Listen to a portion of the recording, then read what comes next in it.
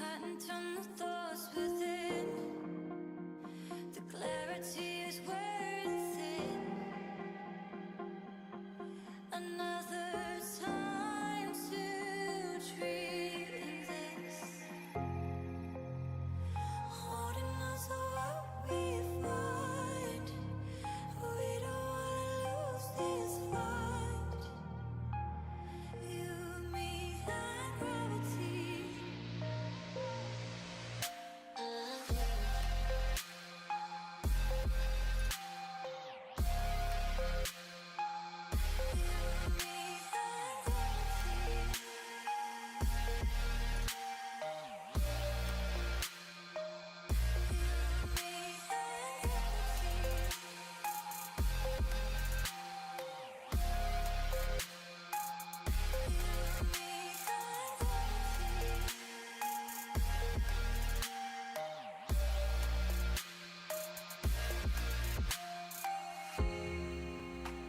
Strong enough to reach the line. Are we on the final time? Forgive our lies. But we're cautioned by the hopes we had, thinking we could make it fair. Another chance to change this. Holding on to what we find. We don't wanna lose this fight. You, me, and gravity.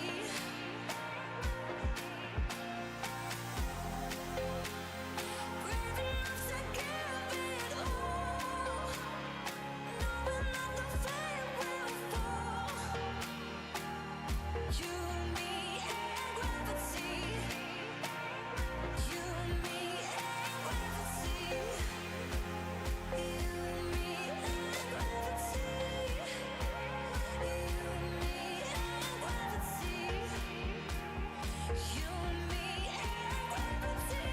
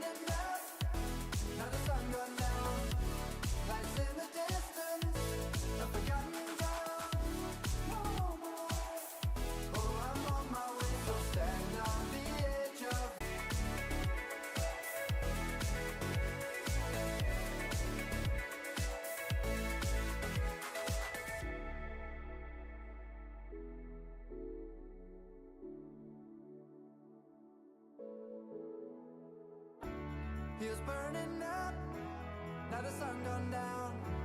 Lights in the distance, a forgotten town. No, no, no way. Oh, I'm on my way, so stand on the edge of the world with me.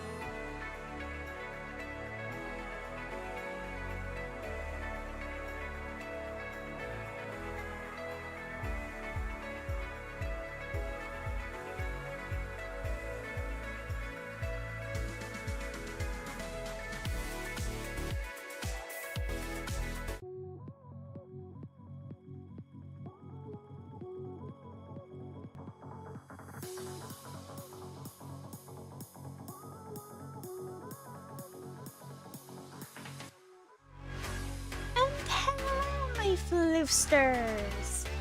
Let me turn the music down. I know it's probably louder than my voice. Anyways, how are you all doing?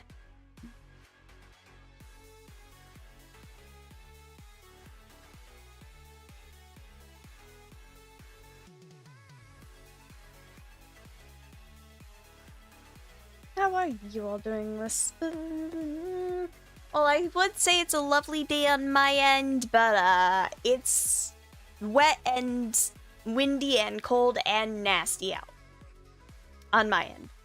So, hopefully it is a more lovely day for the rest of you all today.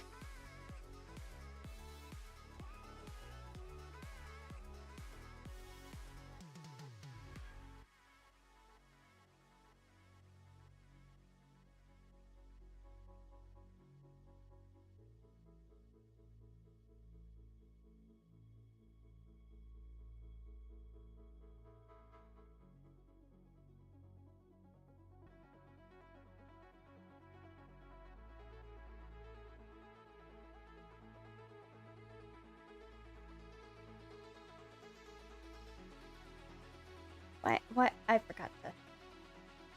Can't break my streak of being in every stream. Hello. That's nice. That's nice. Let me just. Don't mind me, chat. Why is it? It is really. Oh, right. I just need to do that, I believe. Here I am, chat. Your lovely floofsters is here. Sorry, Dark.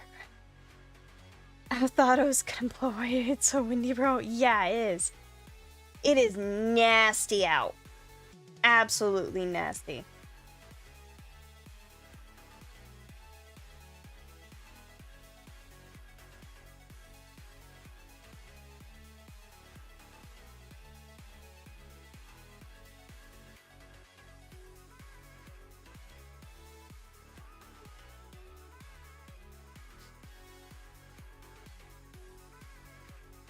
Yeah, no, it is just absolutely nasty, and I, quite frankly, don't like it.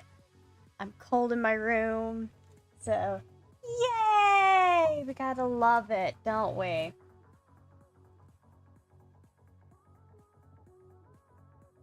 Anyways, let me see. Let's see. Just kind of settling in and waiting for people.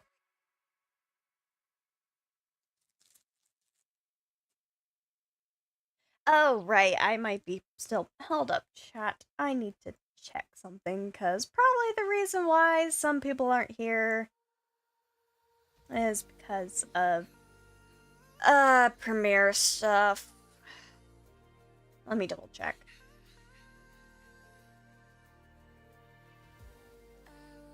I'm gonna become a lurker. Alright, alrighty.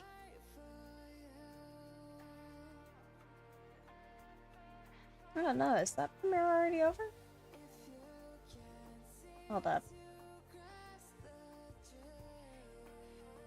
My easiest way to tell.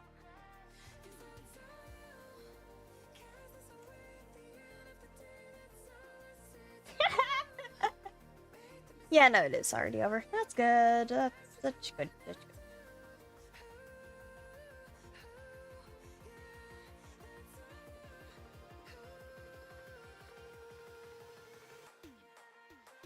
Anyways. Why is there an unread drop frames? Fun. Okay. Love you. Love you. Fine. Everything is fine. We're just gonna let this be settled on that because I really don't care too much.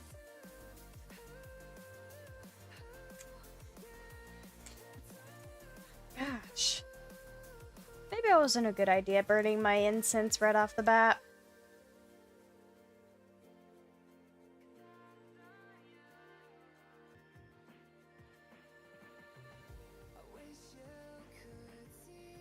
Do you have frames that I know? Shush. It's all only because of my freaking thing. Anyways, my brain is not braining chat. Anyways, so let's start off the Q&A with the singular question that was asked. Yeah, it seems like everything's fine. It's just my OBS being like, oh hey, fridge you! Kind of vibes, so.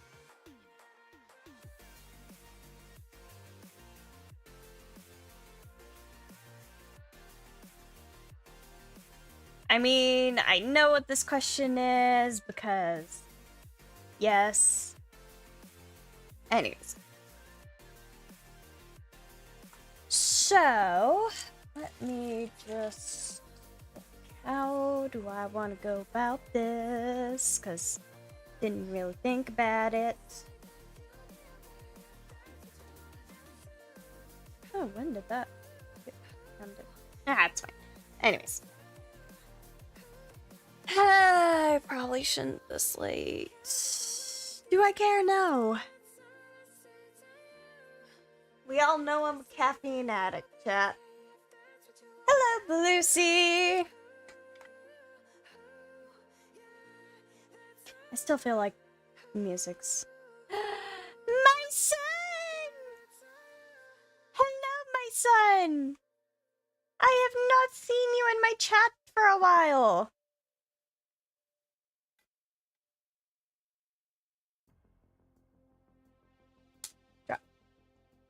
Why are you saying I'm dropping frames so badly? I'm not. Jeez.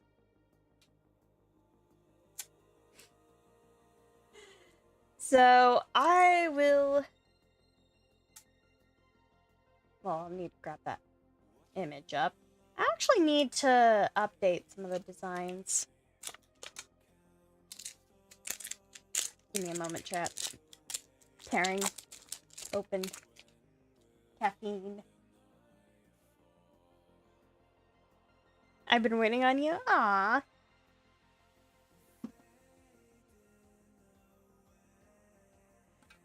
Alright. So, let's see. The singular comment I got on my community post about 4 days ago was from the beloved Willow. The beloved Chaos Gremlin Willow. And she said, I would love to know more about all of the Gem Sisters. I don't know much about them. So.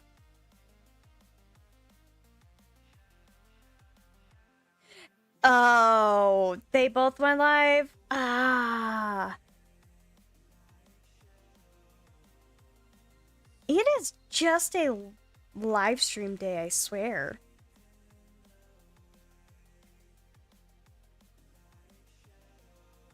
Okay, let's see. It's not going to be in there. I know that. Save photos, maybe? No, I don't think I put them in here. Don't mind me, chat. I have a specific screenshot I'm trying to look for. Maybe it's in here. Here it is. Here it is, chat. Okay. I need to update these designs a bit, if I am being quite frank and honest. But these are all the... Or this is... Do you mind out there? I'm live streaming here. Trucks outside, I swear. Anyways. So. Willow asked about the Gem Sisters, and this is the crew of all of them. I just also realized I made a Why do I do this with my... Oh, it's the orange Steves. It is always the orange color. I always give them normal ears instead of the... Citrine's meant to have the long ears as well, chat. I just forgot to... and I'll most likely alter to the design of these guys later, just so that they're a little more. Also did this on a completely different format, so yeah. Anyways, so a quick little explanation on stuff. So I mentioned this about, oh, when was it? Which, it was when I was doing a live stream for, no, it was the last Tayri lore stream. So the stream before this last one. And I mentioned the creation of the chromatics by Savias and Dupin. I am now just existing after eating dinner and babysitting a bunch of screaming children. Youch, I feel bad for you. I'm playing Blair with my Farina of a wife, Eddie Jackson. We've been together. Aww! My stream keeps buffering a lot.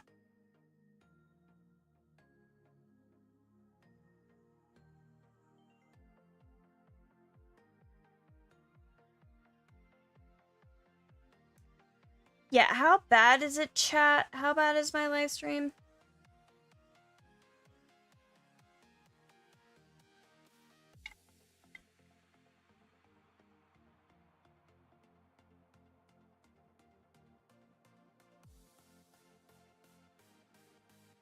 Because, like, is it really, really buffering? Or is it, like, on occasion? And who all is experiencing the buffering? I just want to... I mean, it could just be because I was doing for this. So that might be affecting it. I'm sure it'll be fine. Anyways. So, as I was mentioning, Dupin and Savias created the chromatics. And the chromatics of my entire land of Tayri is the main colors, the main rainbow colors, which is red, orange, yellow, green, blue, indigo, purple, and then we have the completion of color, which is the lights and the darks. The wind is messing with my Wi-Fi, I think, but yeah, I've been every now and then. Okay. So it just might be the case in point where it's nasty outside and the internet's being meh.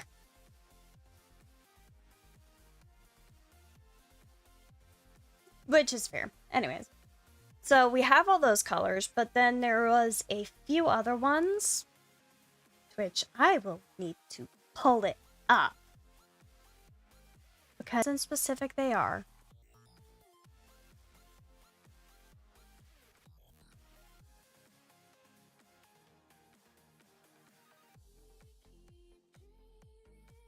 Why did I give her a chain on that design? It does not look good.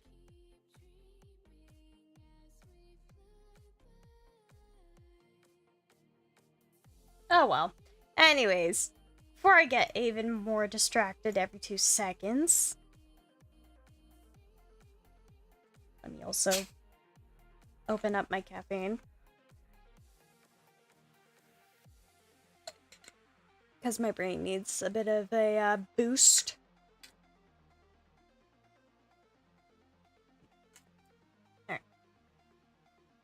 Alright. Light writings. Okay. Here it is. No, it was not that far. Alright.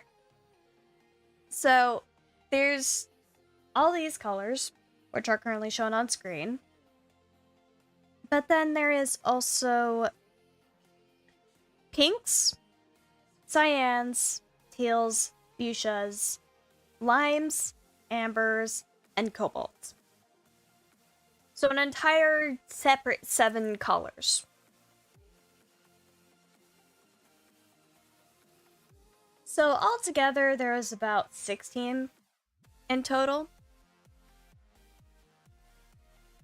That was it. But I have also touched this. Or did I touch it when I was describing? I don't know. But the canon reason on why half-ish of the colors are no longer around is because the pinks just died out. The cyans, teals, and fuchsias were wiped out in Sealand Wars. And the limes and ambers were killed off by human crusades. Cobalts just disappeared into the aether. They are just nowhere to be seen.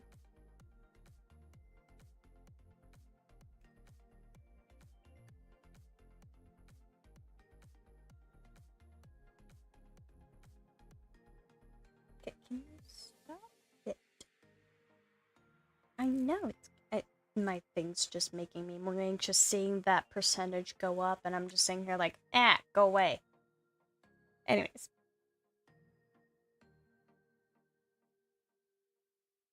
So, let's delve into who the, stop it. Stop it, OBS. Anyways, let's delve into who the Gem Sisters are. I shall leave this in the background as I finish editing a now 16-page long chapter that's 3/4 finished, writing a script for an iron-centric video, and redesigning said verb since forever. That's fair. That is fair. Anyways. The Gem Sisters. They are the leaders of Chroma City. And they each are representative of their individual color.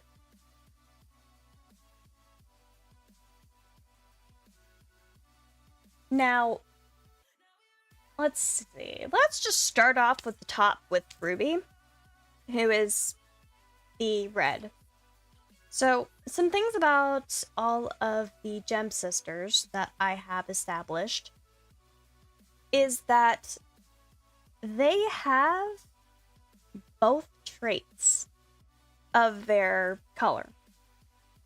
Now, this doesn't make any sense because I have not described what these traits are, but if I quickly look it up, because I can never remember off the top of my head, I really just need to add this into my campfire notes. It's fine, though.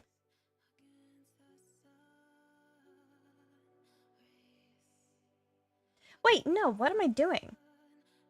No, I'd prefer to have the thing in front of my face, because I actually have it as a list. And I'm not sure if I edited anything in it. It's fine. Anyways. Don't mind me, chat. I'm totally prepared!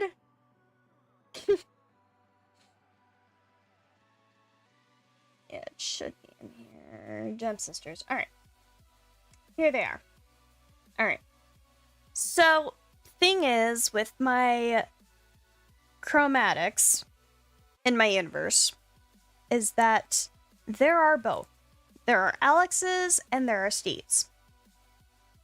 Purely for the sake of there being that sort of thing. Because I've always enjoyed the concept of there being both Alexes and Steves in the same universe.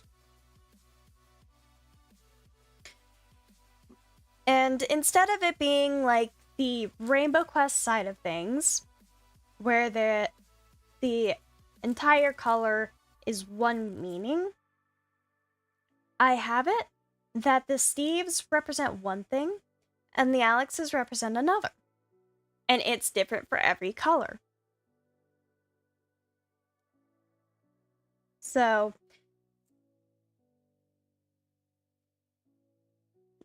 let's just start off with the Alexes and their meanings. So, red Alexes represent compassion. They're very considerate towards others, and they try their best to understand. They really, really try to understand. And they're the most open to any sort of, like, I should say, I just need my hand, because I'm not on the same thing as this. It's fine. Anyways.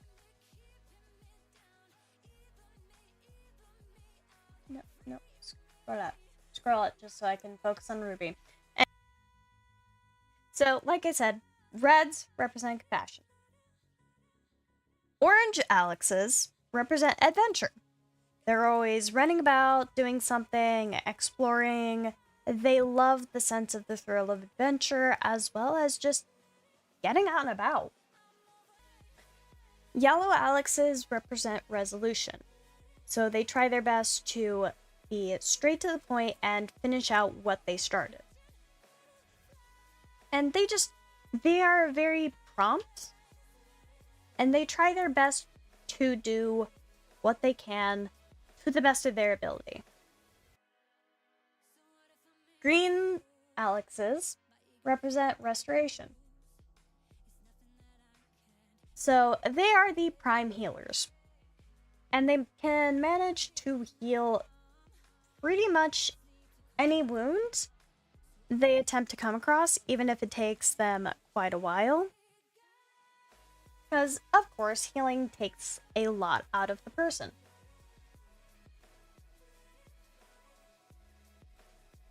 Next up is blue. Blue Alexes represent perception. So they are very keen-eyed, and they just can spot the patterns in things. Or, if you're in Fluffy's case, spot you from underneath Hero's couch. Indigo Alexes represent mercy. So, with my Indigos, they are kind of the more justice-based people. So you'll typically find them making the more strong-based decisions. Also, see you, my son! Alright. So yeah, Indigo Alexes represent mercy. Purple Alexes represent mystery. So, they do keep their own secrets and such, and they prefer to kind of be on their own. But they also look into and are very good at figuring out mysteries. So they're a bit more of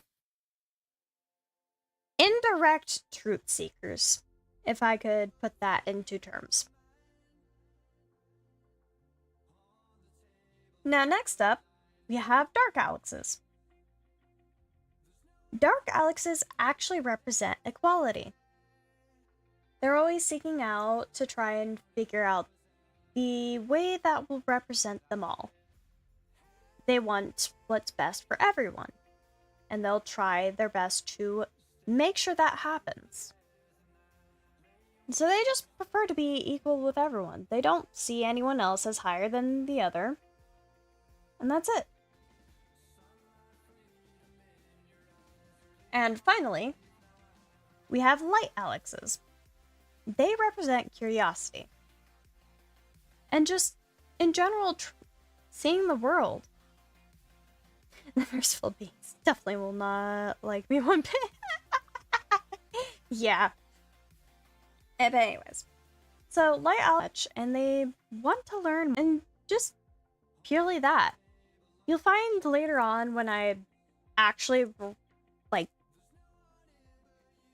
do stuff for, Land of Tayri and Fluffy's story, that Quartz will be the one most on Fluffy's side, next to Lepidolite, because Quartz does find Fluffy interesting.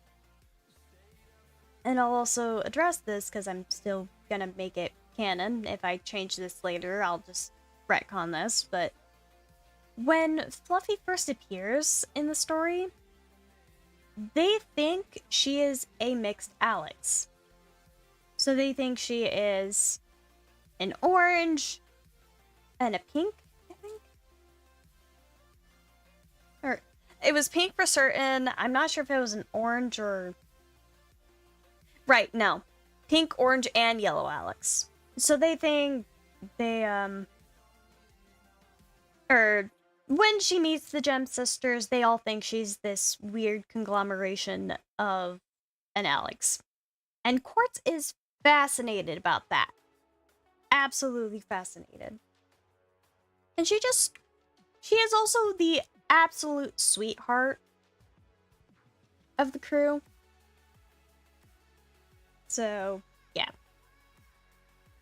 On to the Steves. And as you will have noticed, hopefully, 2 of the Gem Sisters are Steves. Sunstone and Lepidolite. Scallion, I'm just gonna say this now, is not an official member, but he accompanies Quartz. So he's just there for Quartz. But anyways. So Red Steves embody guidance. And this can be from a variety of things. Like just giving directions. Like to someplace. Giving advice on the best way to grow a crop. The best way to do a certain action. All that. It's words of guidance. Or actions of guidance that represent the Red Steves.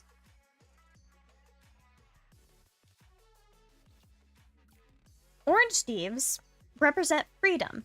So they're always trying to figure out the best ways to express themselves through this freedom.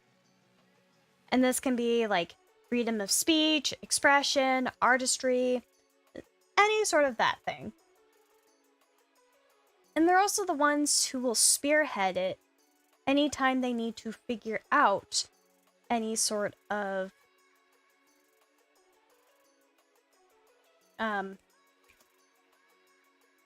gosh dang it, brain, why do you lose my train of thought? But they'll try to like be the spearhead if there is anything threatening their freedom. A friend for Professor Fabre? Or no, wait, he doesn't deserve friends.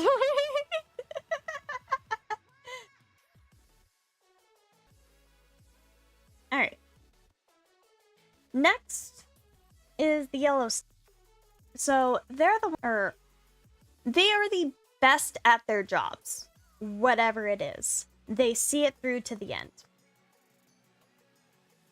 And they are very much meticulous with it. They will make sure it's done well. This also, I will point out, does lead most of the yellow colors to be their to be the guards of Chroma City. Alright. Next up is the Green Steves, which embody loyalty. They are the ones who will believe in you the most. Or believe in you the least. It really just depends who they are the most loyal to. Okay, can this stop going up? That is giving me anxiety.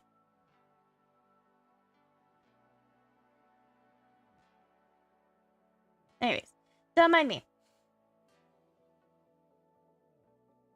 So, again, Green Steves are loyalty. They are dedicated to whoever they have put their loyalty in.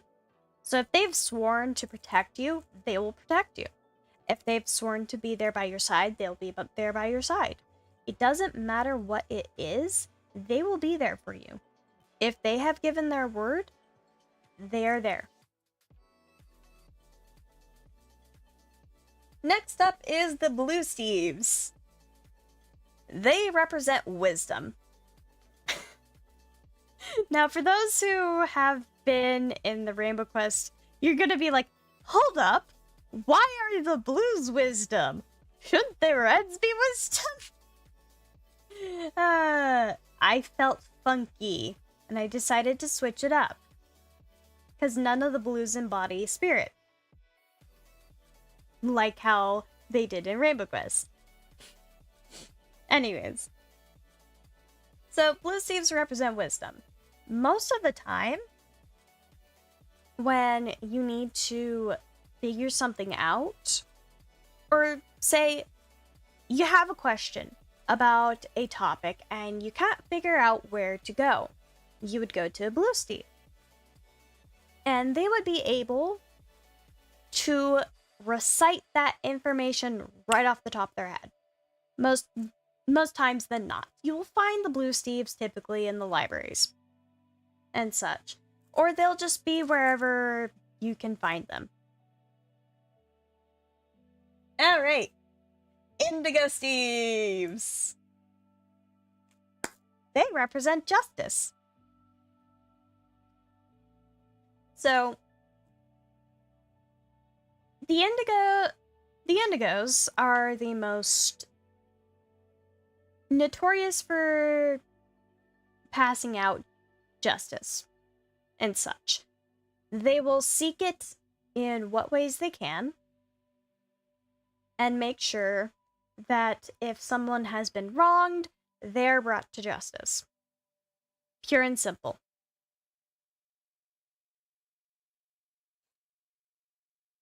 But yeah, that's pretty much it. Alright. Moving on to Purple Steves. Purple Steves embody spirit. So, some things I will note about the Purple Steves, they do not live in the same dimension as the rest of the Chromatics. You might find a couple of them in Chroma City, but most of their population is not in the same one. This also applies for the lights. They also stay in the same dimension as the purples, but the purples are kind of... no. Yeah, no, I saw it say reconnecting there. Internet, please stop.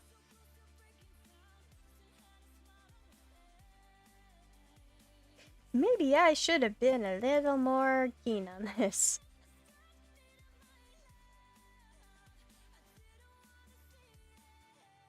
Nah, it's fine. Anyways. Alright. So, yeah, no. Purples, lights, they live in the same dimension. Next up, we have the Dark Steves. They embody acceptance. So, this is the fun little thing about the two. Dark Steve, or the dark colors, do not embody anything bad. They do not.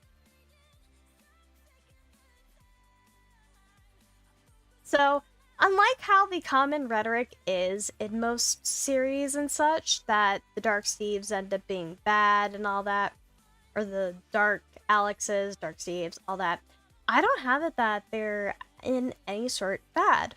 I actually have it that they're good. Just very, very misunderstood, and I will establish that later when I actually get into more details about Quartz and Scallion. So yeah, Dark Steves embody acceptance. They'll openly accept people and such, and they'll just do what they feel best. Alright. And then finally, for the Light Steves, they embody purity. So, just to also bring it up, Light Alexes represented curiosity, Light Steves represent purity. It's kind of more things that you would establish with a more light-hearted thing.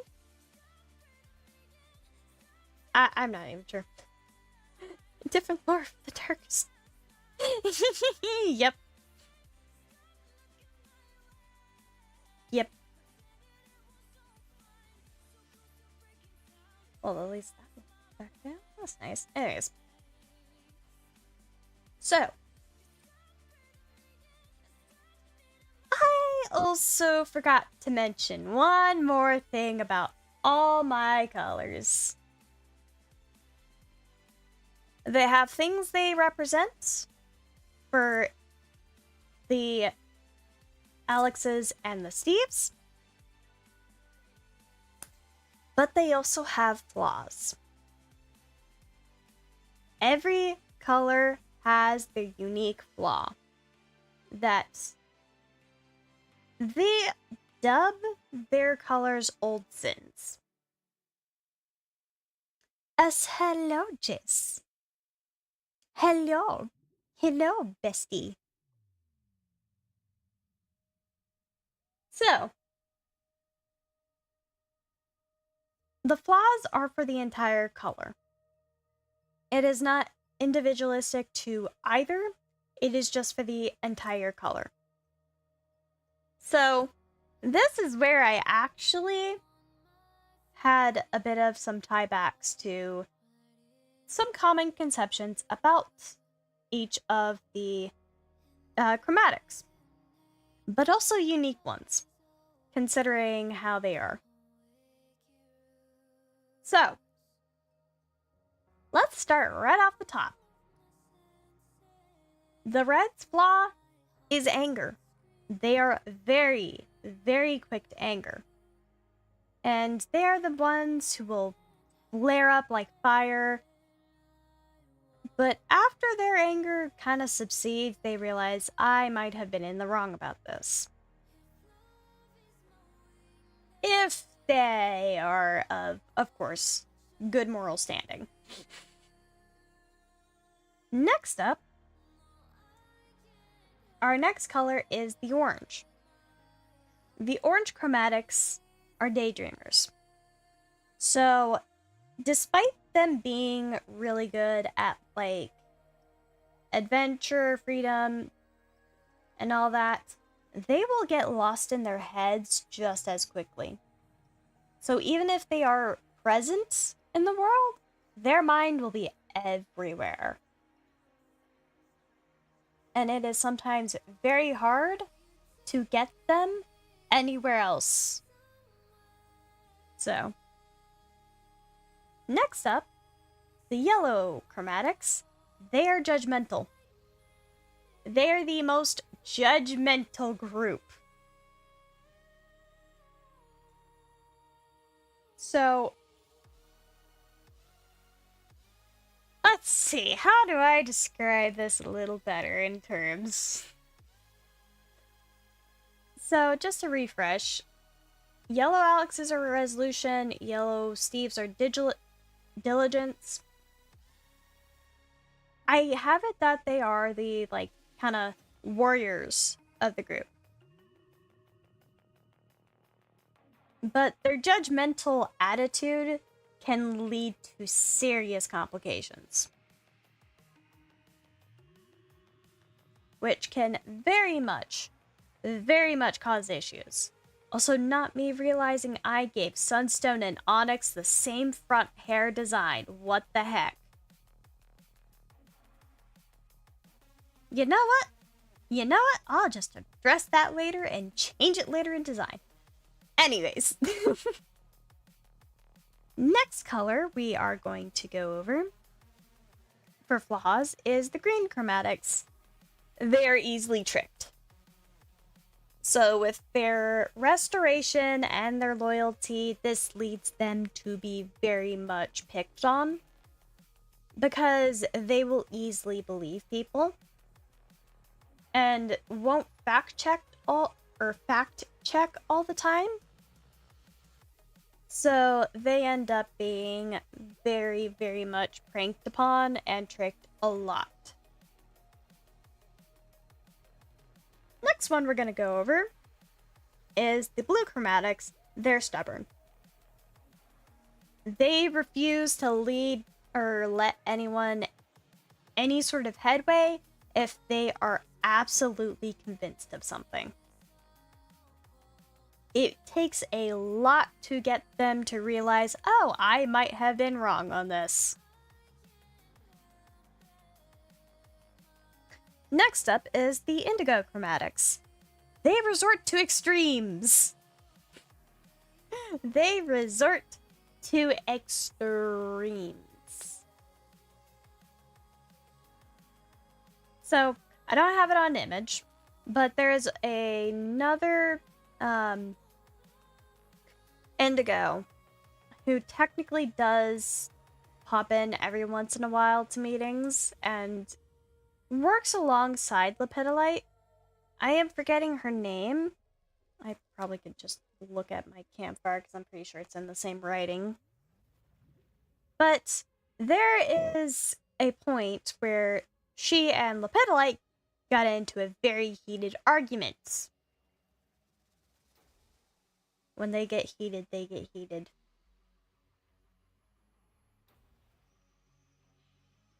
So, hold up.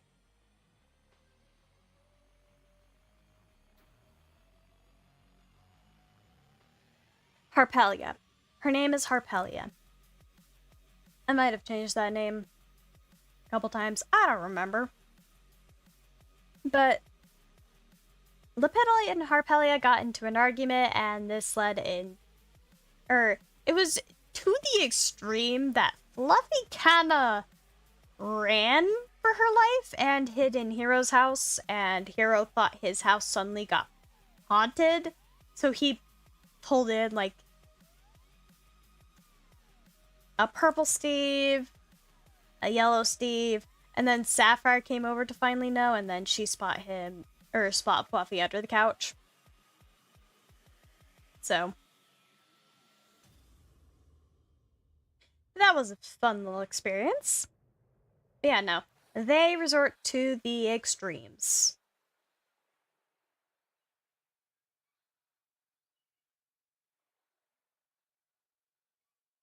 Alright. Next off, the purple chromatics. They're shut off. They're the hermits. They are extremely much hermits.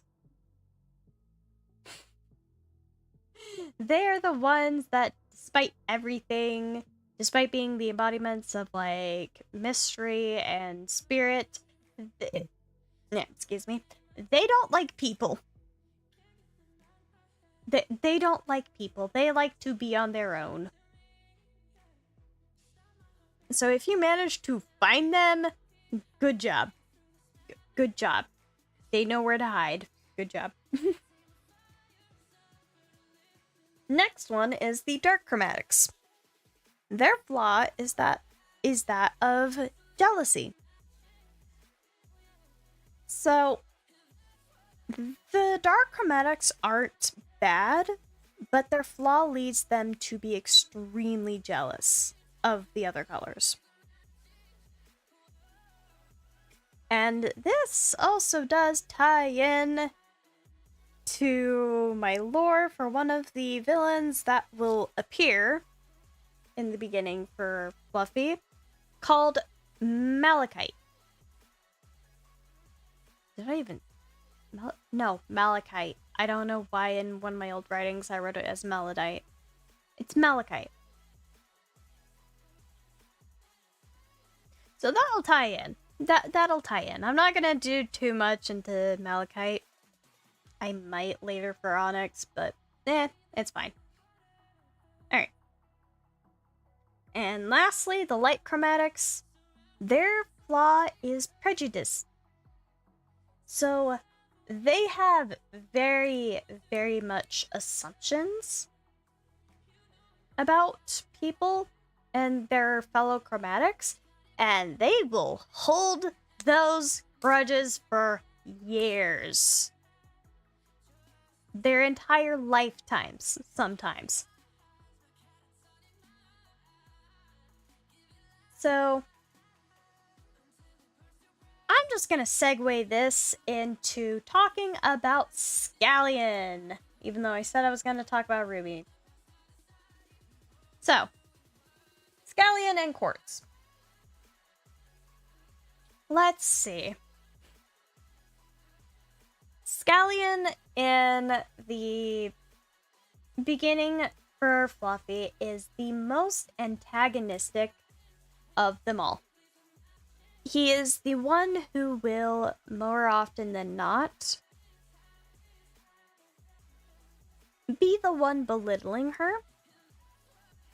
So it doesn't matter, like, how hard she tries to, like, convince him and such, that, like, all that. He'll always have some very demeaning thing to say to her through the entirety of, like, I don't know how much. I still need to fully define the eras later. But during the time that she spends in Chroma City, he is the one most antagonizing her and belittling her.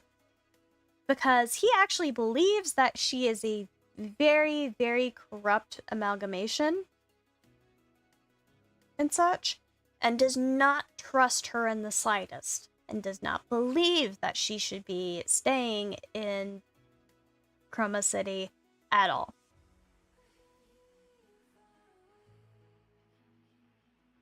However, when it comes to Scallion, he will be very private with his belittling, and he will not make it obvious to anyone else. He'll just make it private to that person. And there is one other person that has been subject to his belittling, and that is Amethyst. And I will probably touch the topic later when I go back through. I also realized I have a Hi! I got invaded. I'm just going over stuff about the Gem Sisters right now, and then afterward I'm gonna open the floor to more debates about the Halceon. There was something I was looking for. I know where it is, I just need to grab it open. For stream. In Twitch, I will later on touch that topic once I get to Amethyst. Anyways.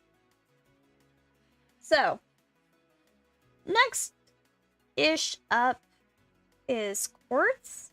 She is the most, next to Emerald, she is very kind-hearted and sweet. She is a little bit of the innocent one, if I'm being honest.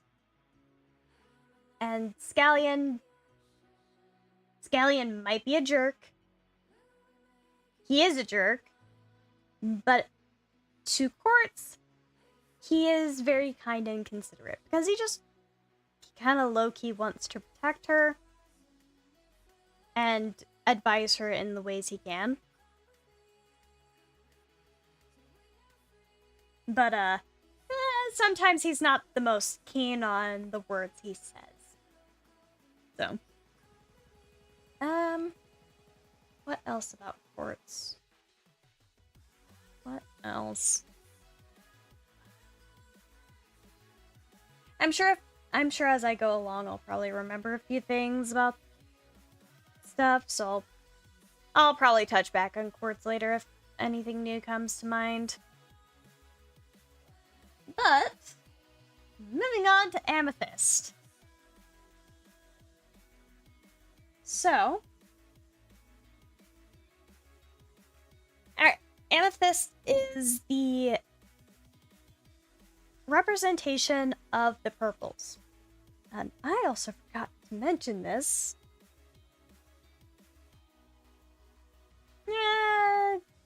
Yeah, no, I'll mention this right now.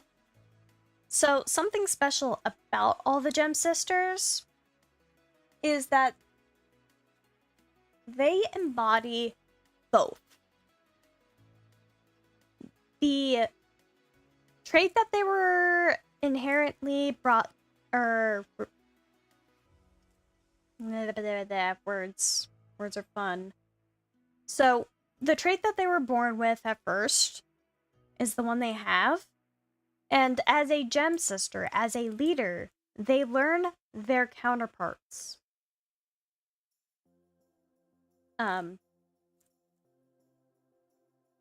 They learn the trait of their counterparts. So, for Amethyst, she represents mystery and spirit, instead of just being mystery.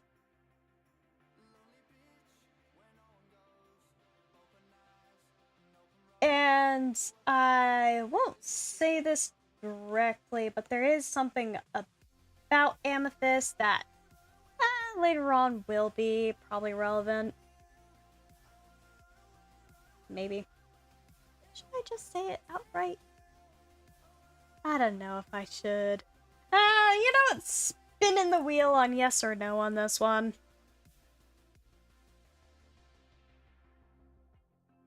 Let's see. Yes or no? Should I say it or should I not?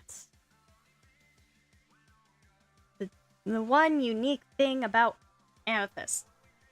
Okay, the wheel says no. So, I won't say this. But later on, when it comes down to it, it'll become relevant. And I will also mention this. Break this. I'm just gonna pull up the comparison thing.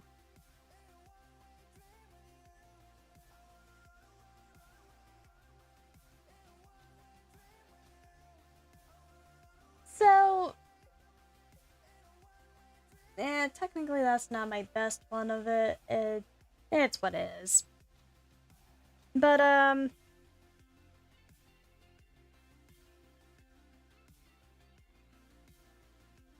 how do I wanna? How do I wanna?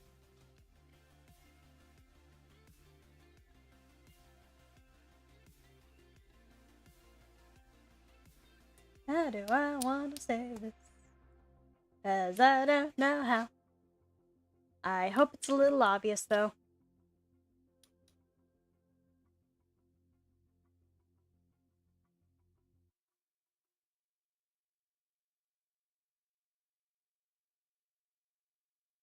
Nah, frick it. Amethyst is trans in my story. Originally, when I had it set up, I did not have Amethyst originally trans, but then I realized later on, as I was making stuff, that I didn't necessarily have a trans character in my story, and I wanted to delve into that. And it ended up later on that I was looking through my Gem Sisters, and I realized Amethyst is easily the one that I could just add that on, and it might not change her appearance, but it still embodies the fact that you can see it.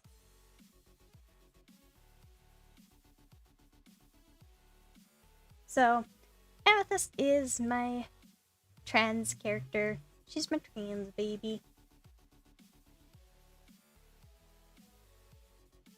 I'm trying to think of anyone else.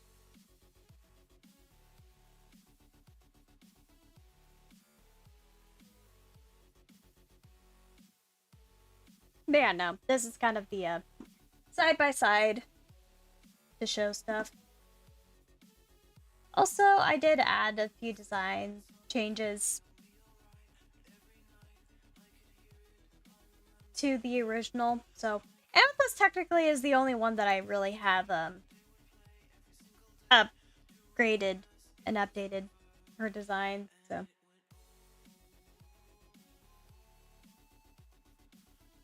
Also, I don't have really necessarily a reason for it yet, but Amethyst does have like a scar over her lip. So, yay.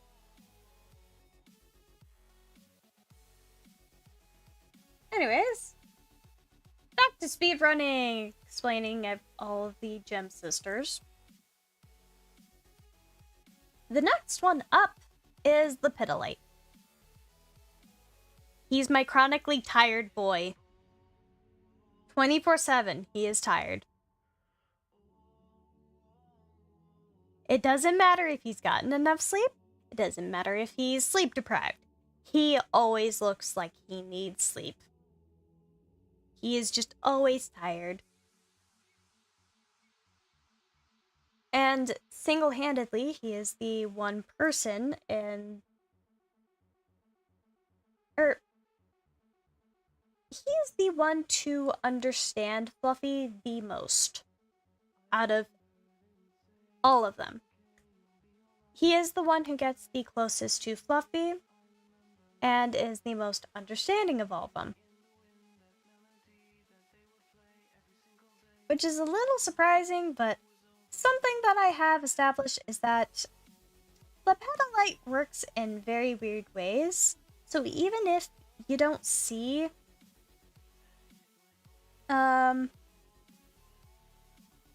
the effect immediately, you will see the effect of his actions later on down the line. Oh, that's interesting. Anyways. And I will also say this. Hold up. I realized he was kind of behind Red. You were hiding the boy, Red.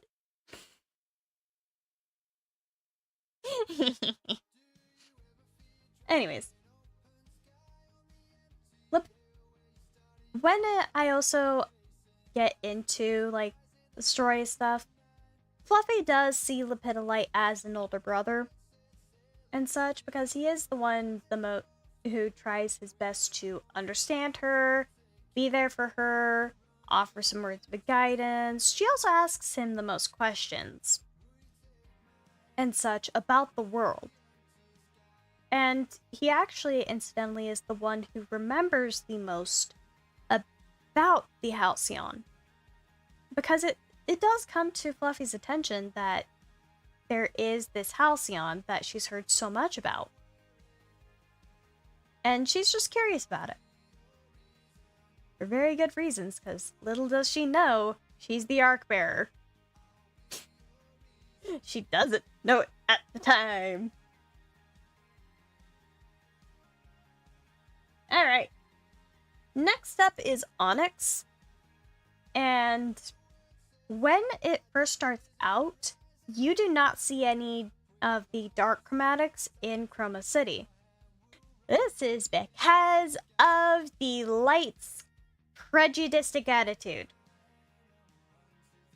The light chromatics' prejudiced attitude drove the dark chromatics underground. Welcome back, Blisty! So, all of the darks were driven underground, and when it so comes to it, it is learned that the dark chromatics have laid siege and on occasion will raid on the surface all these like villages, and there has been attacks on Chroma City itself by the leader of the dark chromatics, Malachite. And when later on down the line, Fluffy finds this settlement underground for various reasons, I really have yet to finalize it. She meets up with this Dark Alex named Onyx. And it so happens that later on, Fluffy's kindness and compassion to Onyx leads Onyx to trust her more than she does Malachite's words.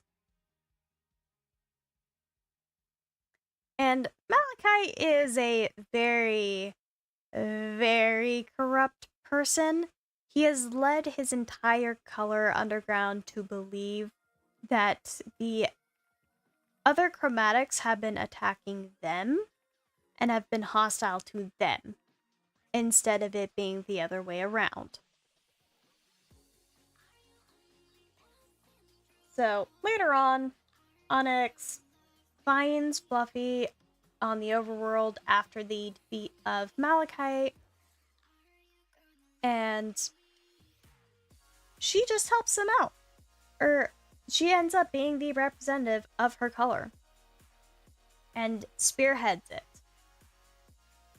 So instead of there being misconceptions and such, she learns to trust the other colors. And Scallion, despite his still prejudiced attitude, learns to trust Onyx. Alright. And there is also a relevant plot story that I did not mention, or a plot point that I did not mention for Lepidolite. And I won't. So you all are just gonna have to wait and suffer until that happens. Alright, next up is Sapphire. She is the representative of the blues, and she does it solo. So unlike how some of the others have, like,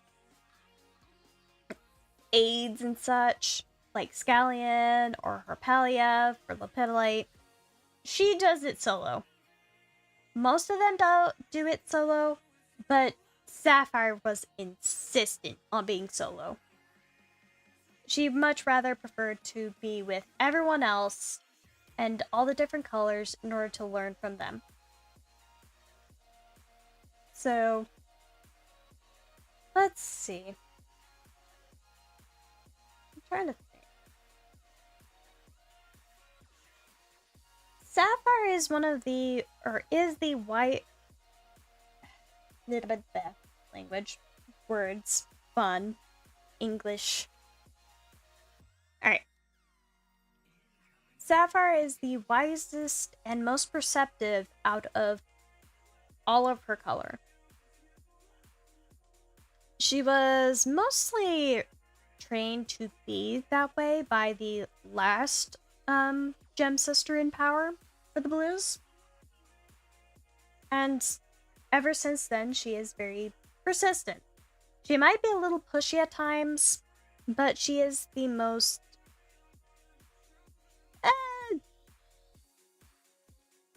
she knows when to be pushy, and she knows when to not be pushy.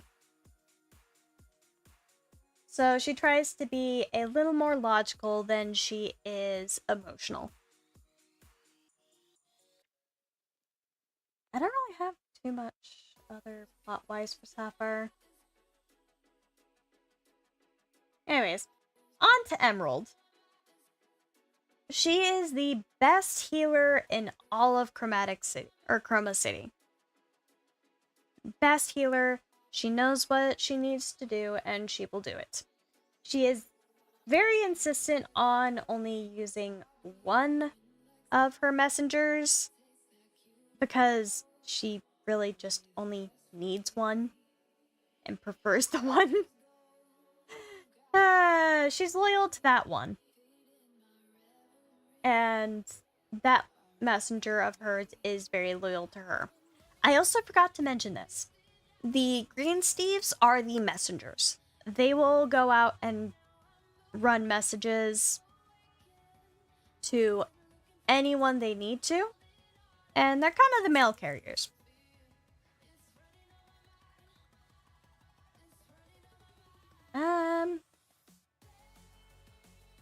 Let's see. Trying to think what else about Emerald.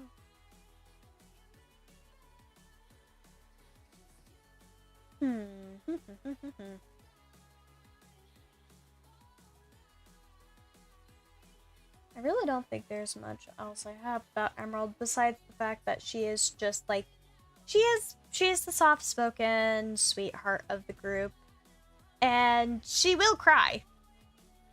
She will cry if you upset her.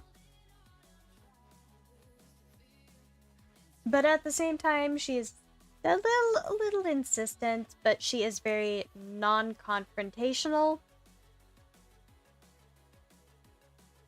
and prefers to be non-confrontational. Alright, next up is Sunstone. If I am being honest, I need to update this man's design so badly. At least I feel like I should. Anyways. So, Sunstone is the representative of his color, which is the yellows. And he is the one who operates and functions most of the guard force of Chroma City. So he is the one who very much sticks to the guardsmanship and trains new guards, makes sure everyone is on their posts, in order, all this and that.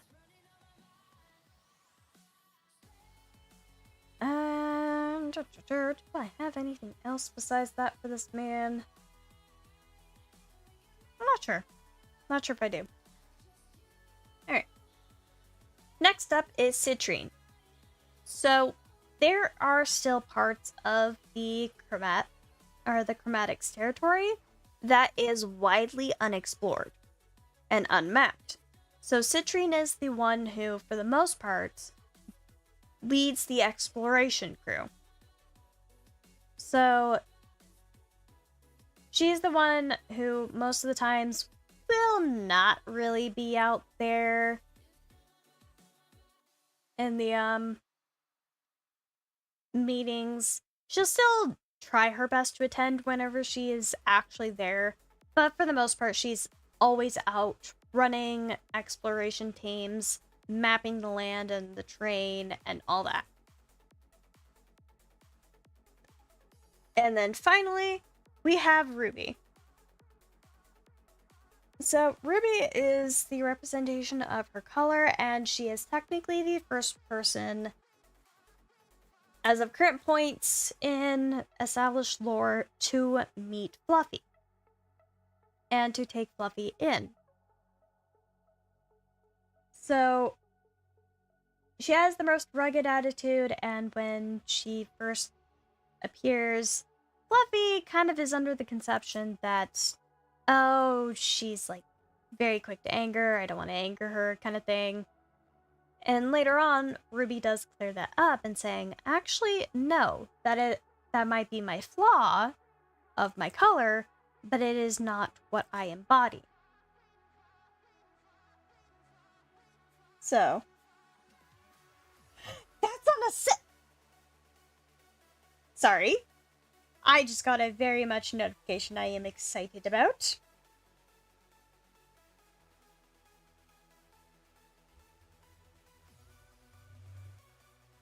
Spiritfarer is on sale for $5.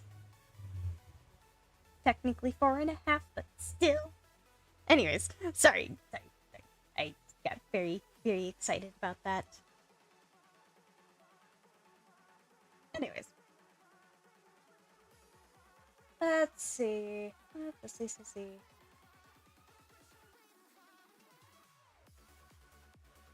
So, altogether, out of all of the Gem Sisters, Lepidolite and Ruby teach Fluffy the most about the world that she is now in.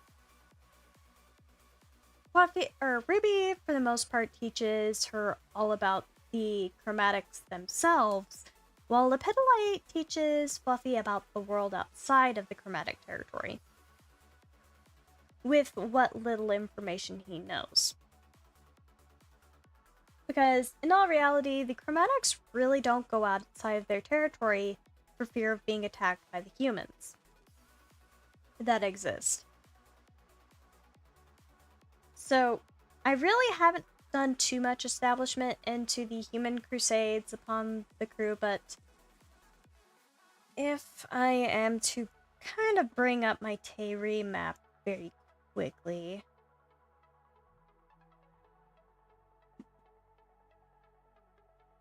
So, it is very hard to tell because I don't have that side of the map fleshed out. But if I highlight...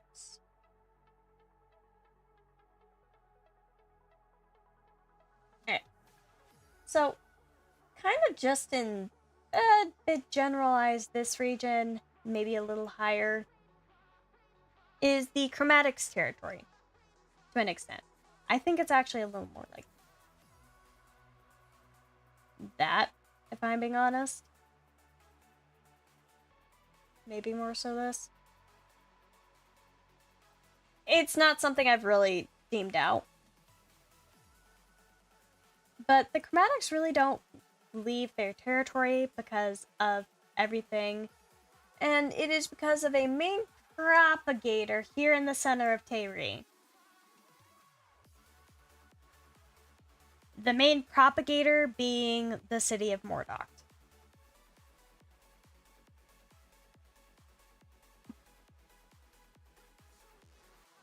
So, Mordock is not the kindest, as you'll come to figure out, because they are very much not.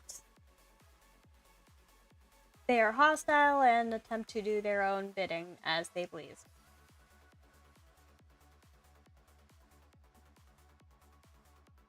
But yeah. I also don't really have much established for the other colors of chromatics that exist. Like their flaws, what they embody for either side. I don't have that established. Because mainly I don't intend to go into that. Because they were there, but they're gone now. And stuff. So. Okay, you know what? I'm going to open the floor to questions about anything in my Land of Tayri lore, but also Halceon specific, because I have the Halceon a little more flushed out, if I'm being honest. Yeah. He's just been a little bit of a quiet boy because listening. Oh, I forgot to unmute Discord on my stream. No. To be fair, I don't think you've really said too much this entire time in the first place, so. Yeah. Oh well. Anyways.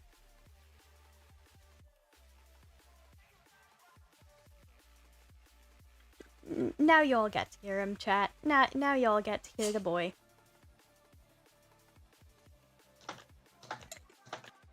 Alright.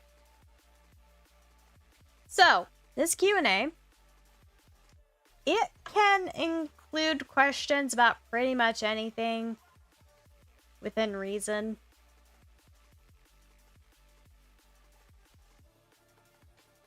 But to also list out a bit more, the characters that you can ask about are the entire, actually, hold up, chat. I'm going to make it a little easier for you all.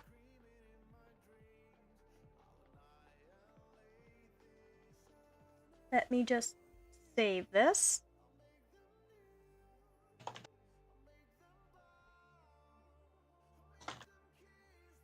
Actually, should I? You know what? It's gonna be easier if I just Nivai clipboard. Alright.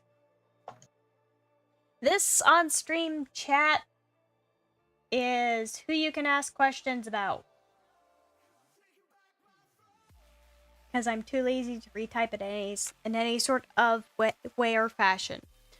So, Y'all can ask any sort of questions about the Halcyon themselves, which is that top portion. And you can ask anything about Fluffy, Hero, Fallen Angel, and the Gem Sisters. I mean, I already kind of went over the Gem Sisters a bit, but if y'all want to have any other questions, whether it be like fun kind of questions or like any sort of other things. I also forgot to mention there are the nah. Y'all can also ask about any of the incarnates of the Halcyon, which the incarnates are Cadence, Kais, and Raven, because Hero's already on that list. So, those are the ones I have established. Oh, Alexander too. Alexander too. I can't forget my boy Alexander. Gosh.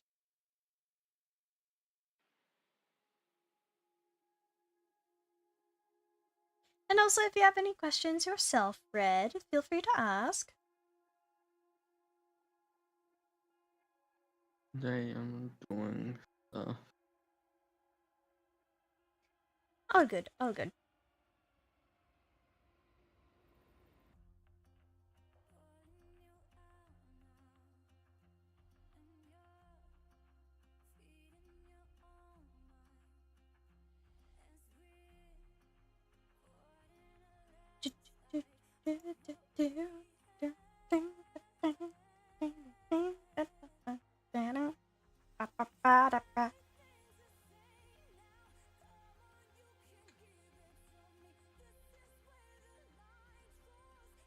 It's gonna be fun to add the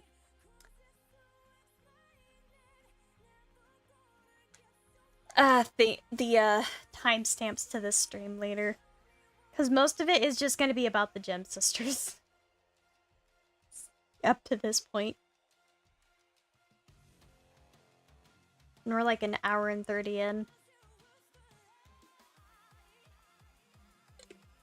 So it's neat.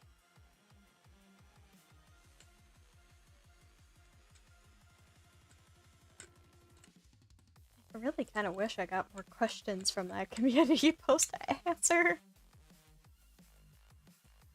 But I really only got one, which I'm sad.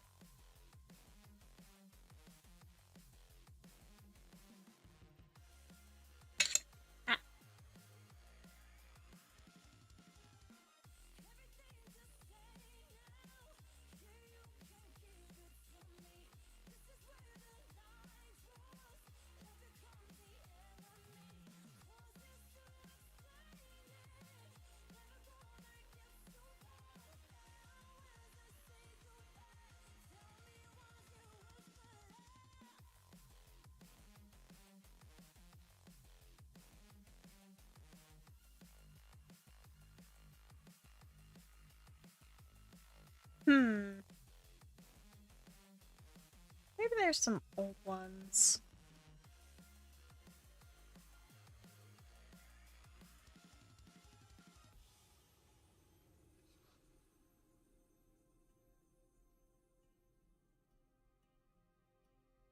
Oh, right. I need to do one about, Cinder yelling at the other Celestials later.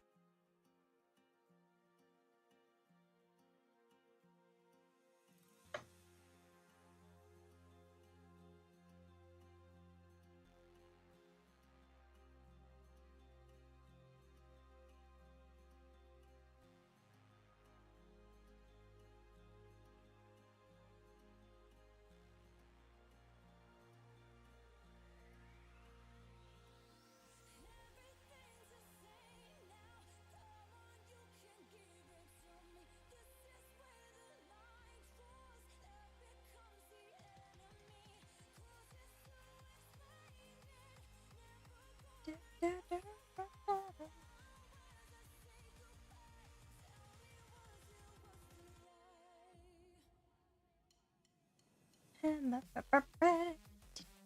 the questions from the chat. Because I actually don't have really much questions in mind that I could really answer either.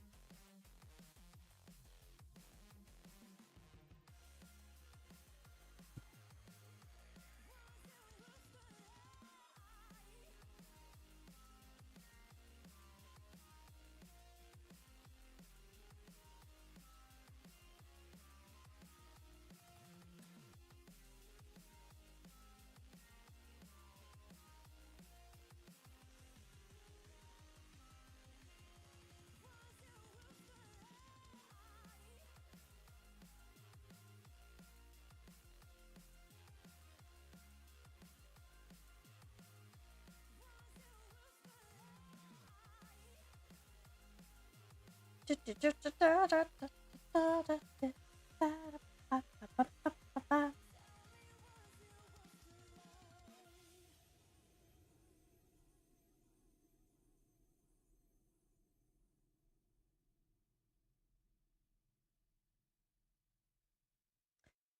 trying to think on what other I could delve into.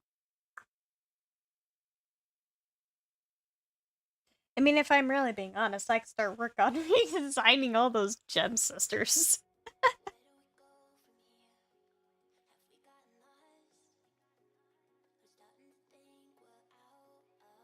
Maybe. Maybe not. I don't know.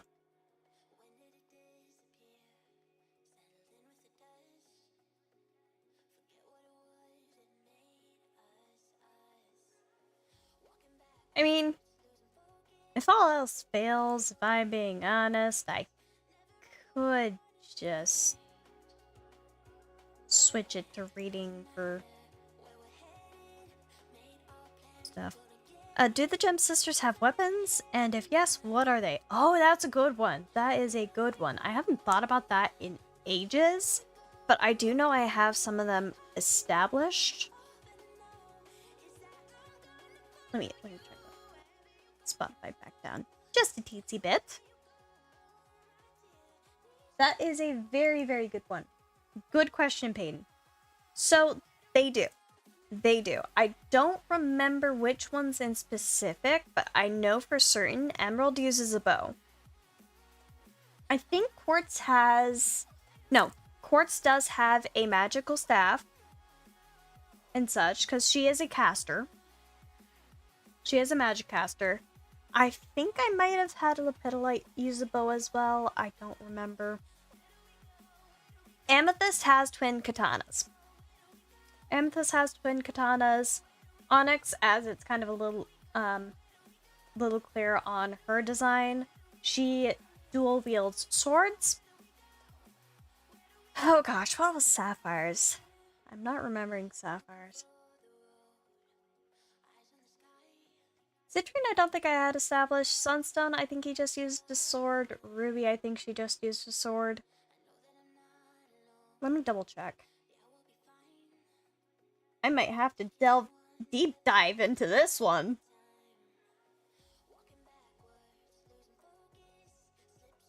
Let's see. I need to find my very old designs. Let me just disable my thing on that.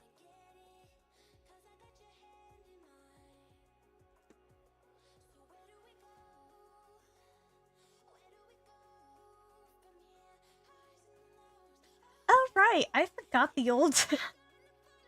So, this is old, but I'm also just gonna pop this up on stream. Nearby clipboard. So, this is the old hair designs that are technically still canon. To an extent. I know Quartz and the other one had long hair. I really just flicked between giving her a pixie cut and long hair. But just a little look at their old, like, hair designs. Citrine has the long hair and such. Sunstone, short, kind of spiky. And Sapphire is just kind of wavy.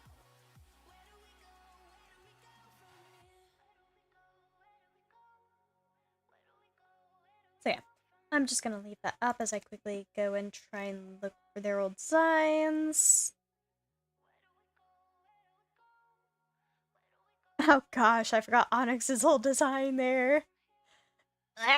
I hate that. I hate that so much. Gosh. You know what?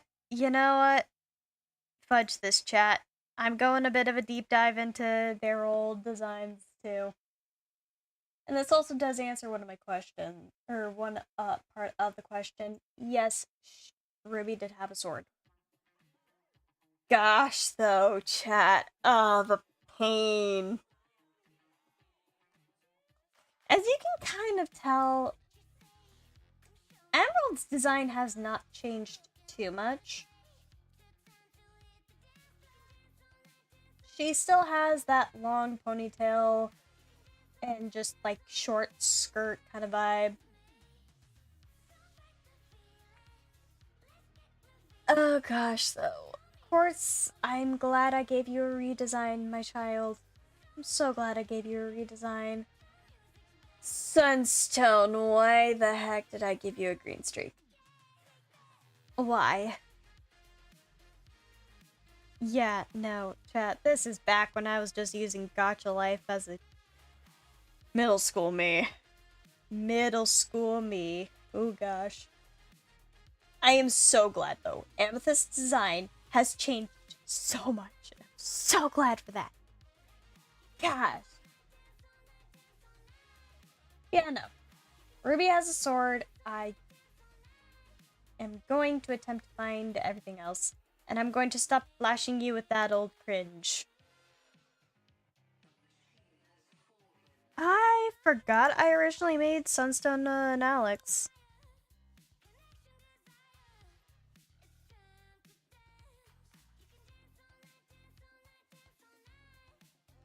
Yeah, I'm sorry.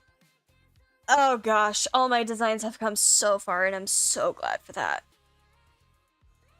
I am so glad that their designs have come such a long way. Okay, so I don't have all of them.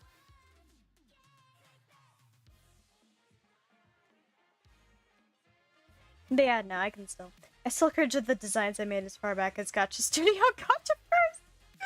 Oh gosh, yeah, I get that so much. Yeah, no. Their designs have so much changed, and I'm so glad for it. I really am so glad for it. But I still want to change their designs a little bit.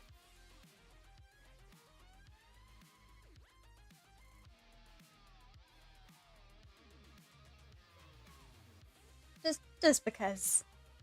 I hate that near makes me grit my teeth.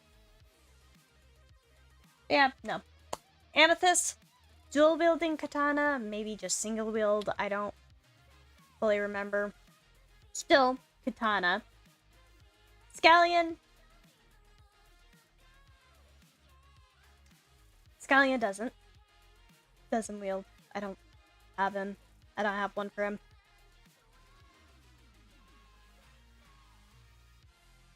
And then, let's see. Quartz has her magic staff. Lepidolite, I think I'm just gonna give him, like, daggers. Or something. Sapphire, I feel like she just used her powers a lot more. Yeah, the blues can manipulate water. It is a learned trait. It is not something that they can, like, do by birth.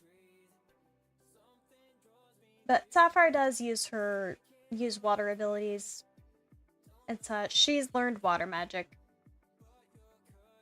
Sunstone is sword, and Ruby is sword. Citrine, I'm not sure if I will give her a weapon. But if she does, it's probably a short blade.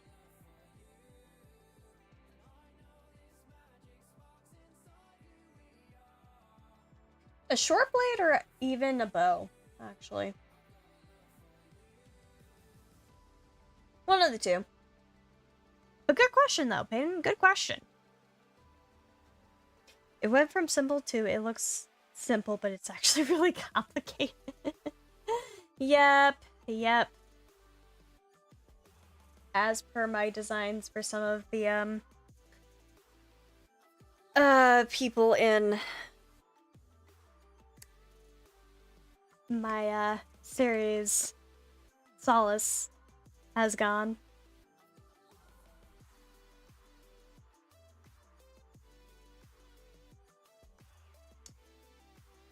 Let's see. Let's close that old design. Alright.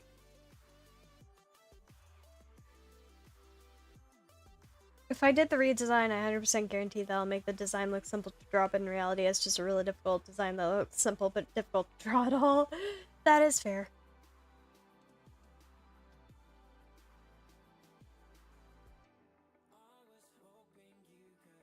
Anyways, what other questions do you have for me, chat?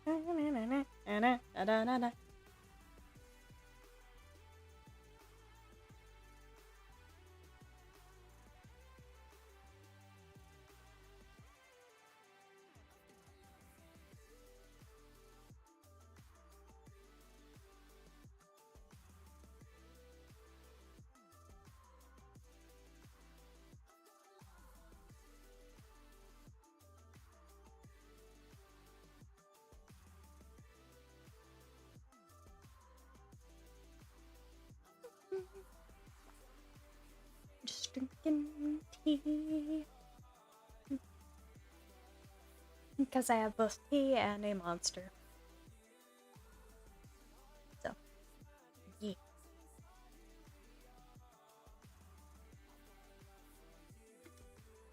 Just chilling and answering questions. Whee!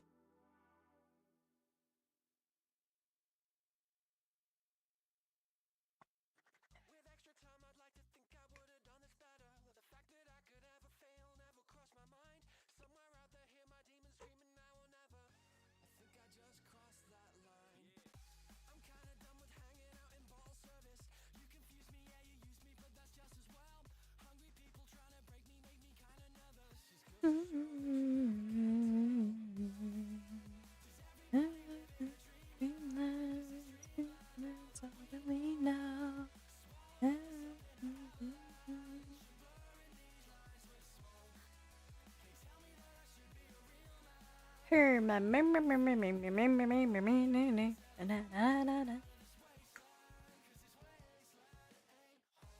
I'd ask questions, but my brain been fried long enough for me to not want to think today. That is fair. Entirely fair, Arya.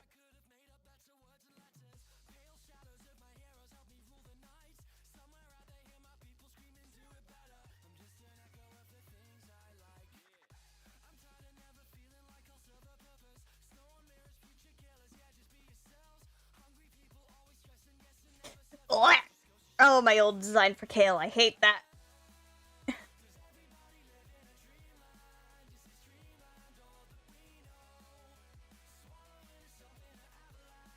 Oh, wait. I could do that. Hold up, chat. I could do the redesign for the boy. Anyways. I will still be taking questions. I'm just gonna start drawing so that the stream's at least semi-entertaining instead of me just sitting here in silence.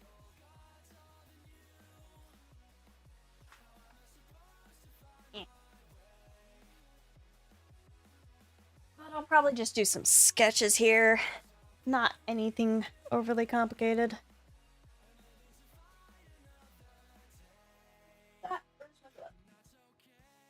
Where's my glove? Ow! My mic stand bit my hair.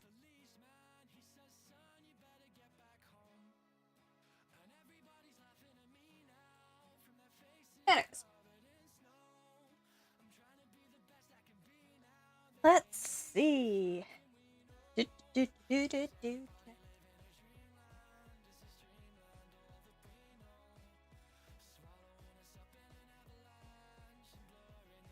No, don't you dare fall off the bed, my mouse. Anyways, as we do this, I am going.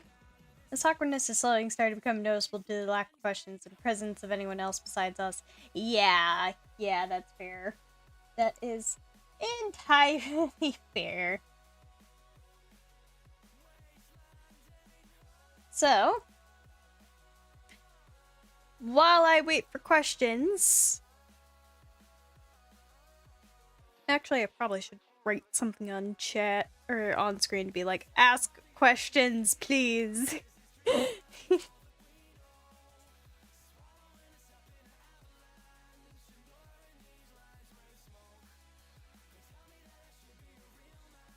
yeah, no. In the meanwhile, while I wait for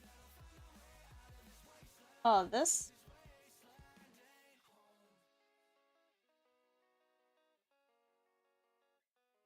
I am going to sketch a boy. Because I was scrolling down a bit from, like, stuff or where I was looking at for, the hair designs for the Gem Sisters. And I noticed I had a bit of a design for, Calyx that I want to improve upon. Oh, okay. Which of the gems is the most common? Like, which has the largest population? I actually never said that. But, oh gosh. Give me a second to think on that one.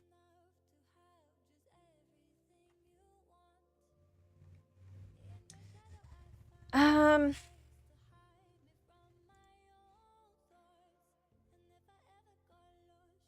I'm pressing the wrong things. I need to look at this.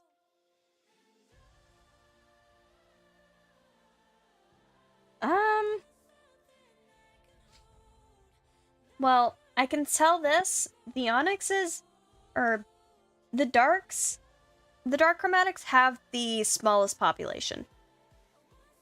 They have the smallest. It'd probably be between the top three here. Ruby, Sunstone, and Sapphire. They probably have, like, one of the largest ones. Maybe Amethyst, or maybe the purples as well. At least I'm not doing the Q&A. You and Willow will have a field day with all the answers and lore I could provide and make on the spot. Oh, yeah. Oh, yeah. But yes, it'd probably be between Ruby, Sunstone, and Sapphire. So the reds, yellows, and blues. They probably have the most.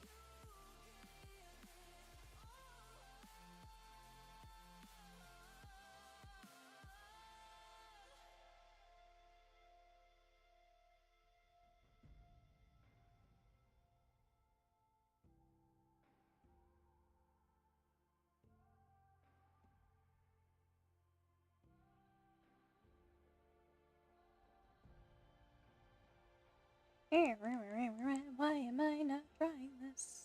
I'm doing it all out of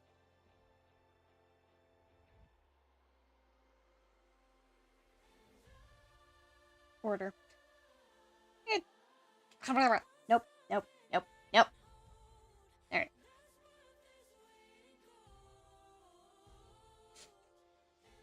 I was not having it with that one.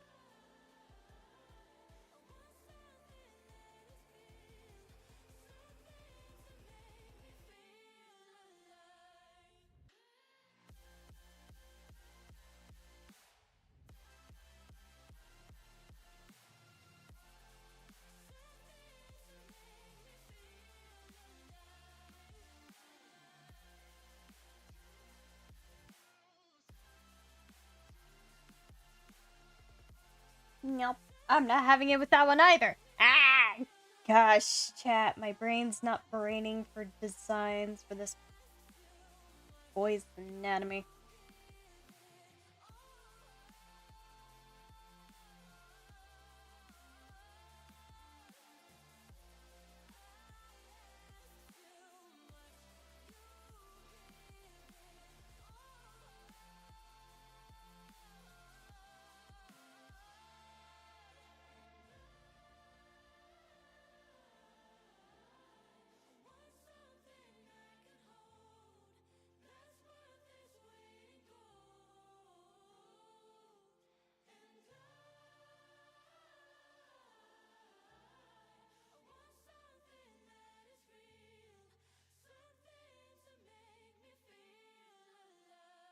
Nothing like passing the time like sketching a doodle or something. Yep.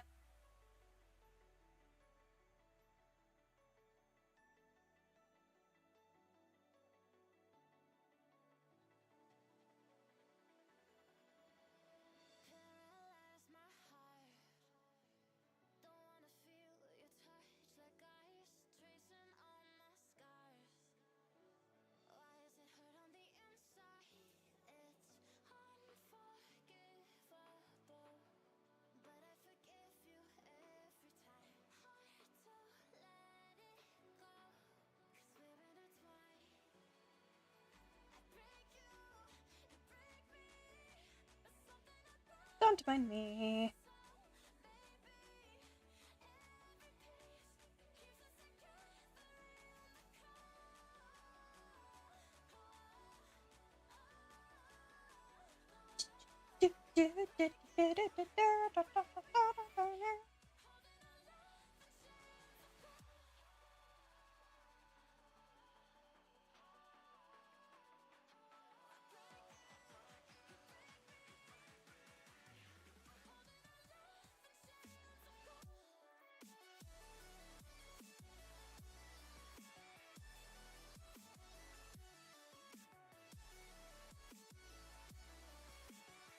I'm just trying my best to make this look at least kind of decent to the sketch.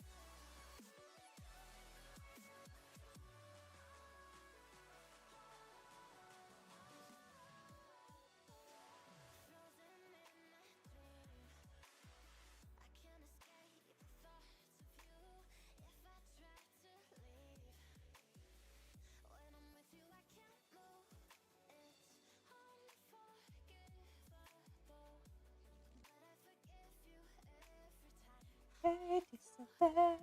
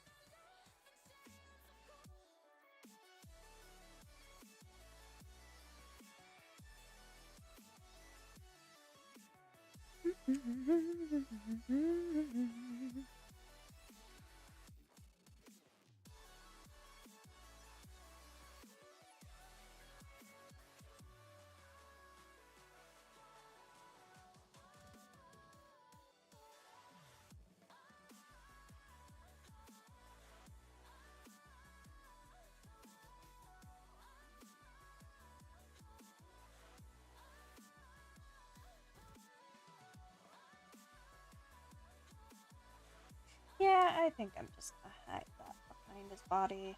I think it'd be behind his body anyways. You paint a picture in my mind. You wanna leave it all behind.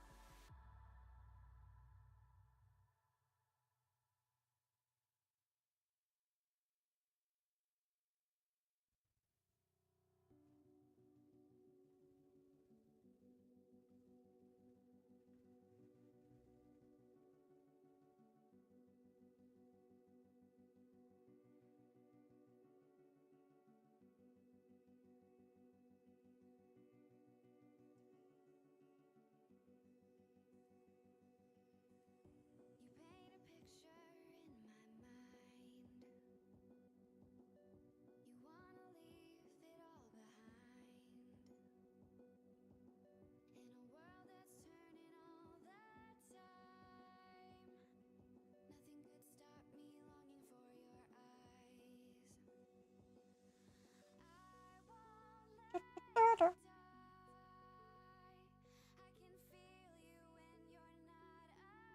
Log.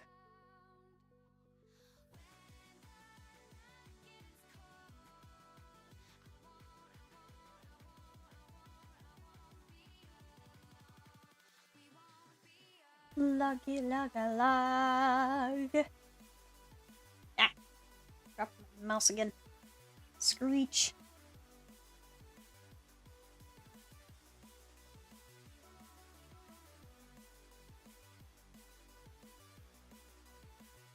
my skin.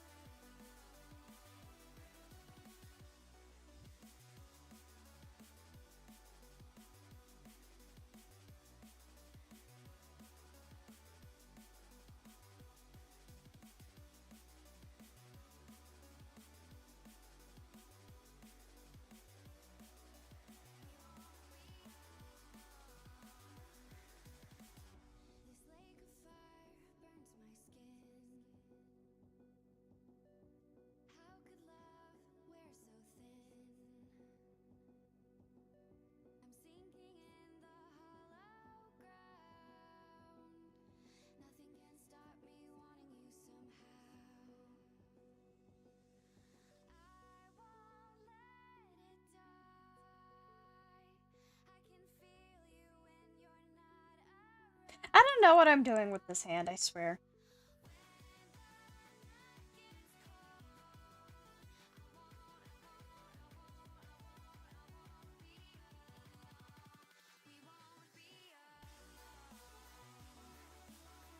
Keep it there.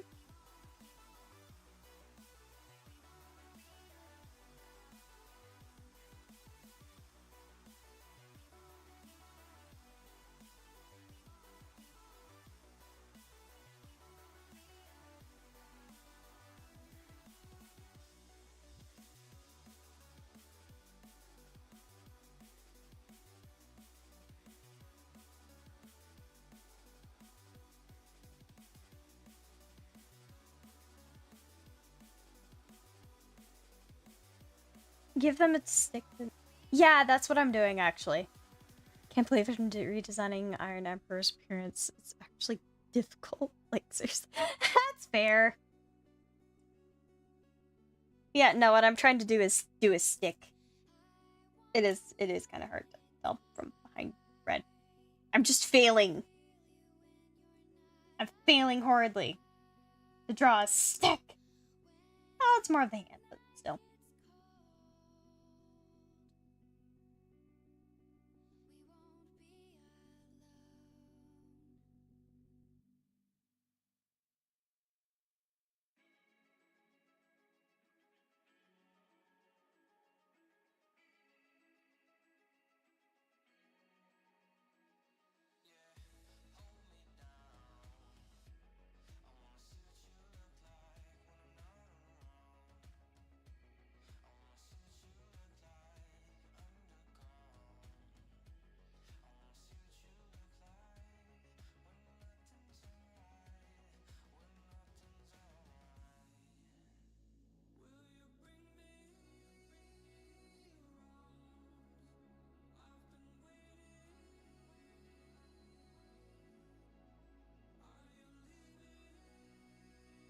Hold up, chat. Need to take a photo of my own hand.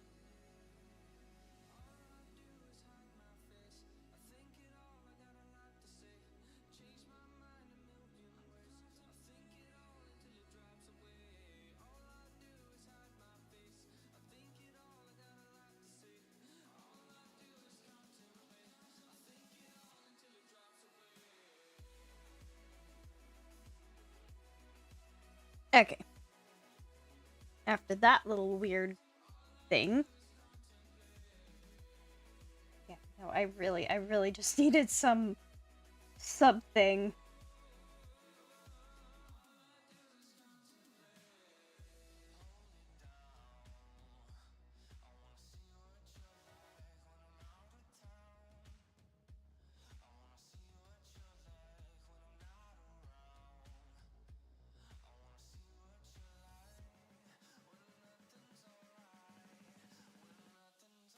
Hello, doodles! Welcome to the chat. It has been dead because I really have not had anybody,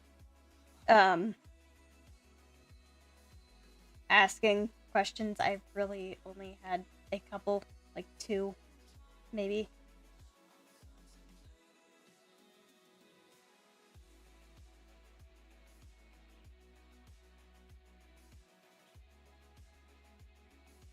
So while I wait for questions, I'm just casually sitting here, doodling.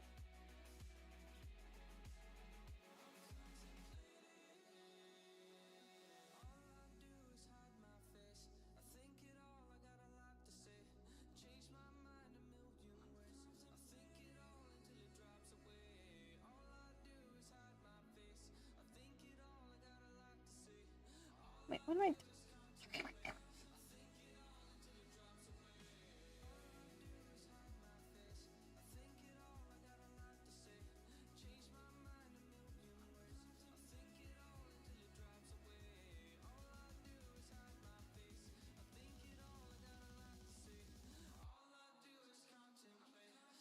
I swear I know what I'm doing.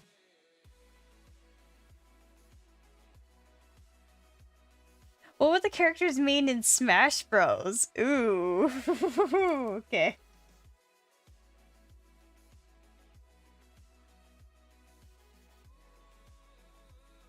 Give me a moment to finish this little.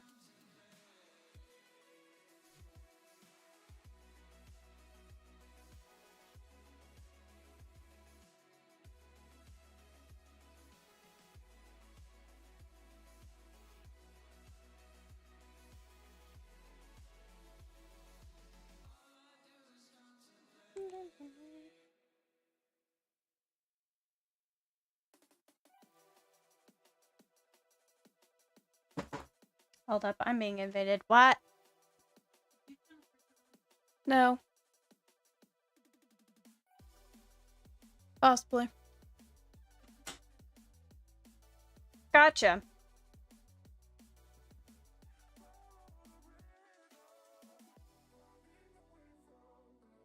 My mother was just inquiring on why the printer was on. Giving them access to modern video games that can destroy shreds of it such, that is actually a good question.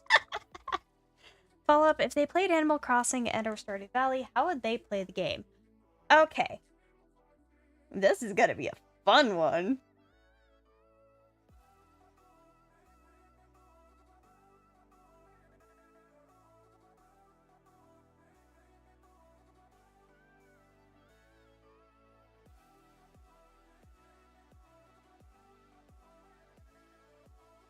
Give me a moment, chat. I just need to make this man's hand a little bigger.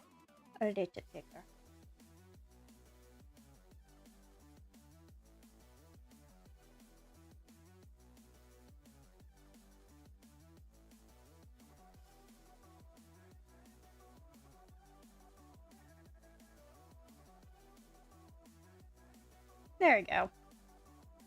And he's got his little pointy, or little stick to go poke things with.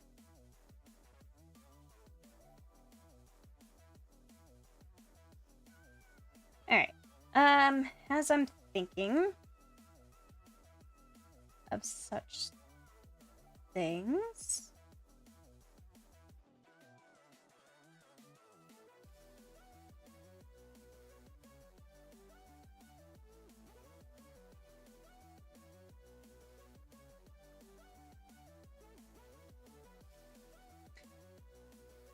Calix would not be able to play either.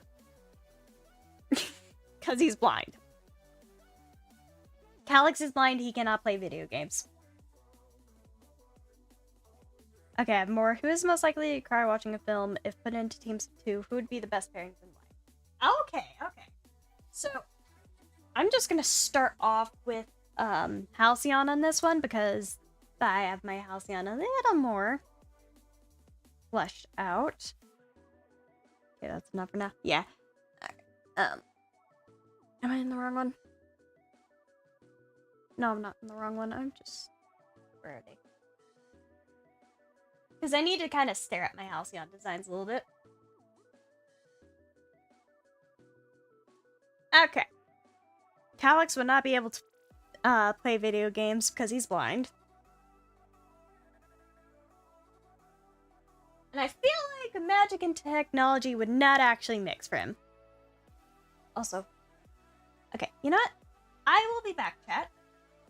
And I'll answer the questions after I'm back because I really need to speed pee. So I'll be back.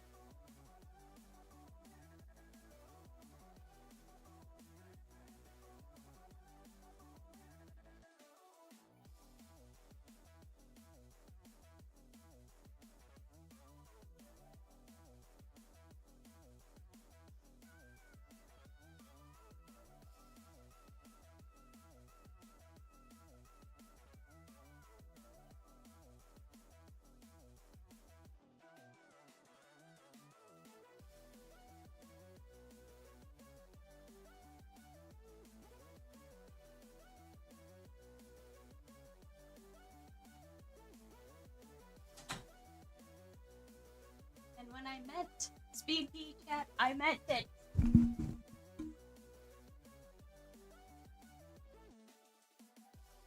Okay, I'm back. I should turn up the music, but that's fine.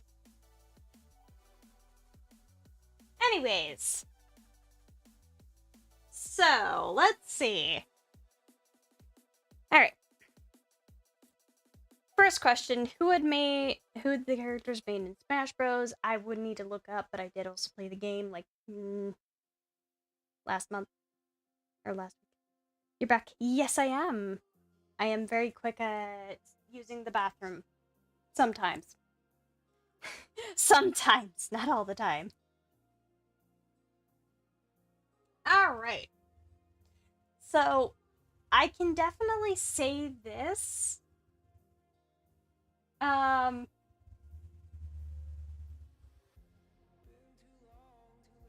Let's see.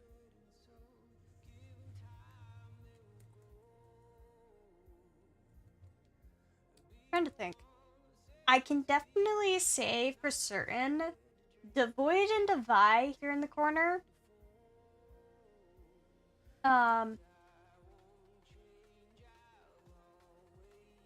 Jeez, I saw my viewer count up at 8 for a moment there. Anyways. Devoid and Devi would always play the characters that most annoy everyone. I revived the Q&A. Let's freaking go. Yes! Thank you, Doodle. I need to pull up a list of stuff of the characters in Super Smash Bros.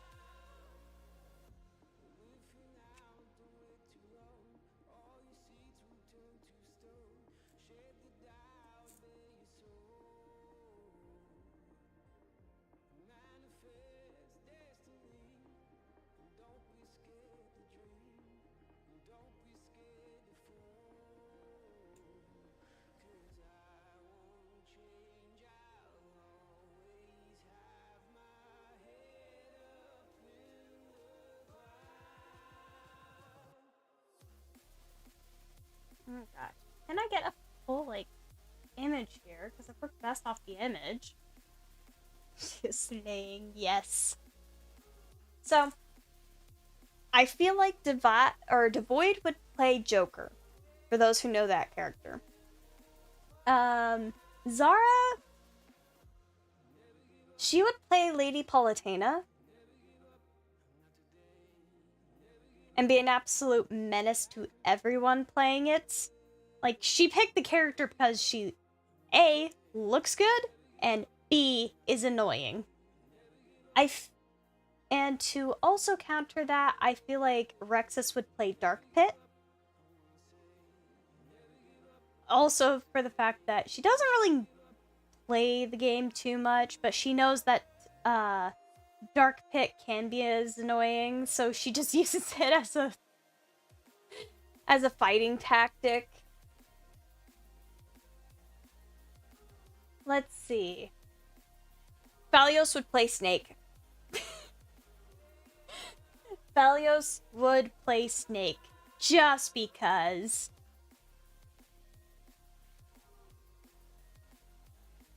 Let's see, what would Nuea?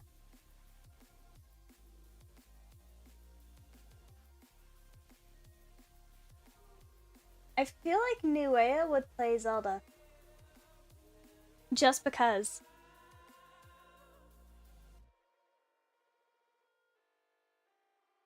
So, let's see.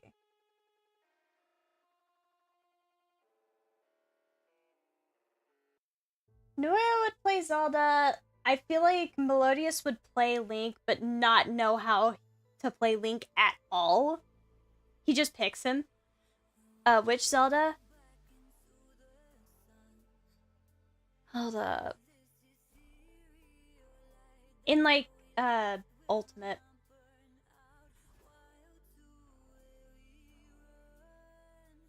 There's no Toon Zelda anyways, so.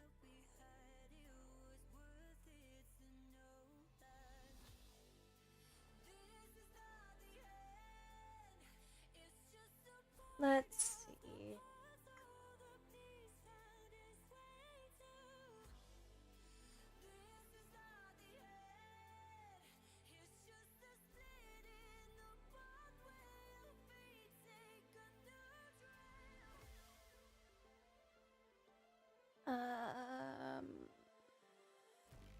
Where's my open image in new tab? There it is.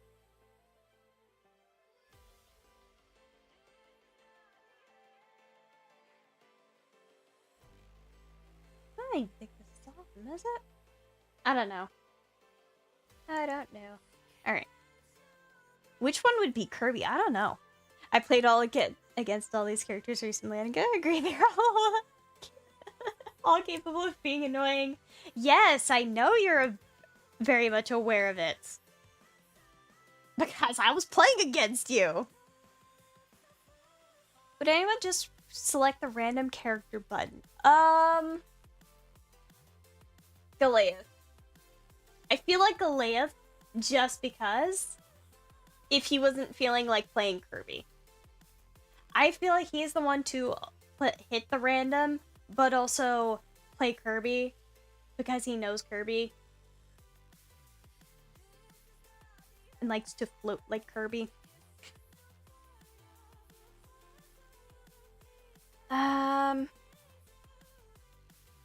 Let's see. I also have one for Devi. Devi would be Bayonetta. So, her brother is Joker and she is Bayonetta. And both of them know how to play the game pretty well.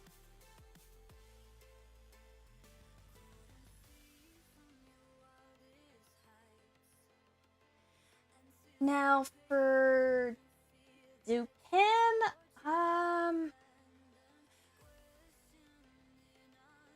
who would Dupin mean?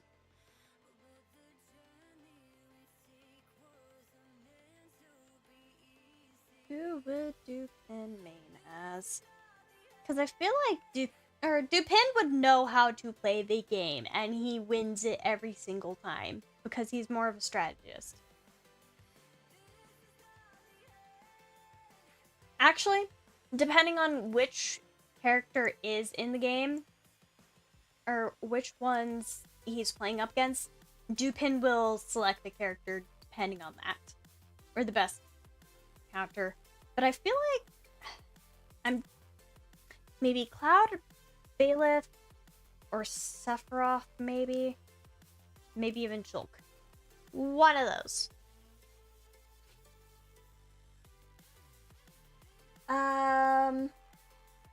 Lovey, Zero Suit Samus. Just because.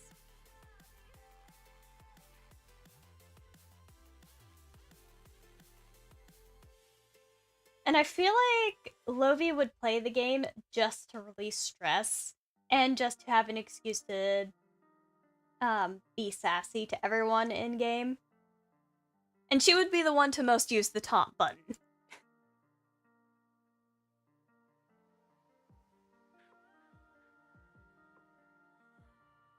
Let's see. Now, Savias and Melius.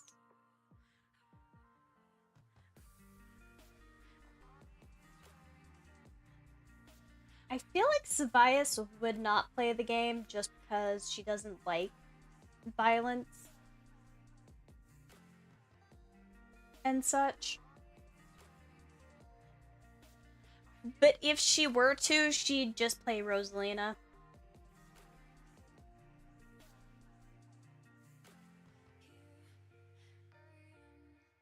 Who would Melius play?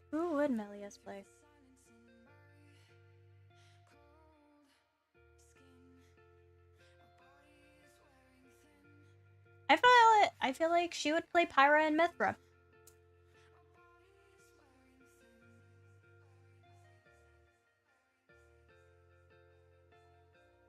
So yeah.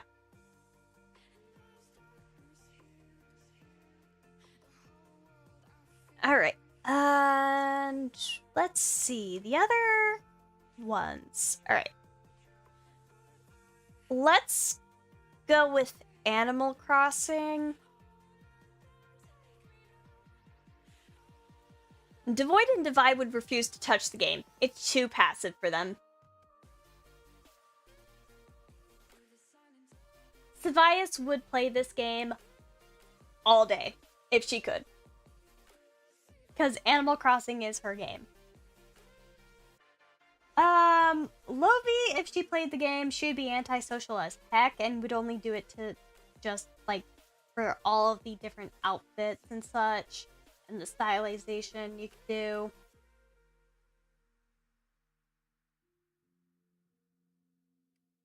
Valios would always also refuse to touch the game.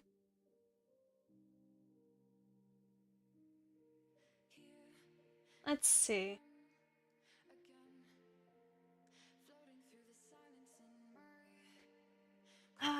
Would Goliath play this game? Yes. Actually, Goliath would play the game just to collect all the bugs. All the bugs, all the fish. Just everything. Just so then he could walk through the entire museum. Just because.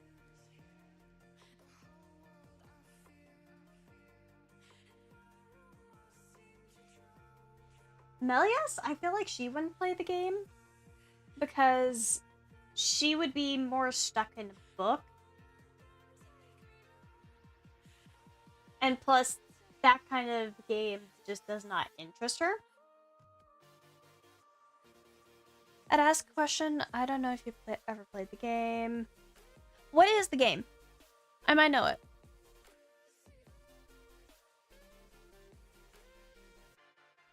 Ask me the game, or tell me the game, and yeah. Which characters would bully the NPCs?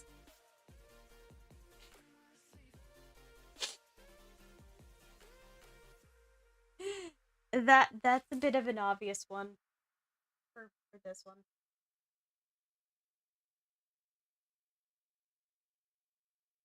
Oh, Don't Starve Together. I've not played it myself, but I know the game. I know it. I know the game. And I know the basic concept of it, for most part.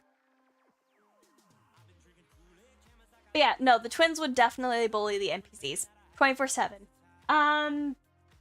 Melodious, if he was to play any of the game, or Melodious would be the one always running around doing chores for everyone.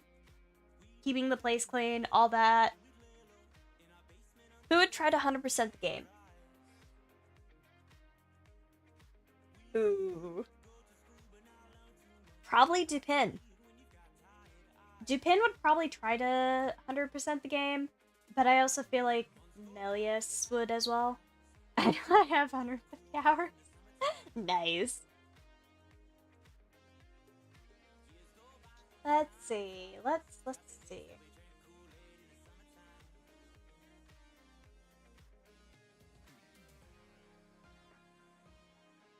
I'm not really too sure on the others. Balios is definitely the one to fish, so he's real for that.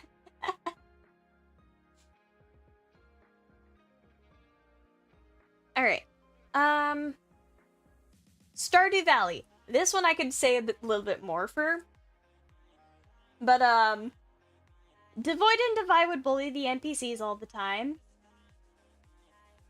They would just be antisocial as heck. They would not take care of the animals. They'd just be existing in the game just to exist.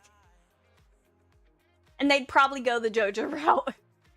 Actually, no, I don't think they would. Because they don't like that sort of thing. They would absolutely hate JoJo. And they would probably pick the option to watch Pierre absolutely deck Morris.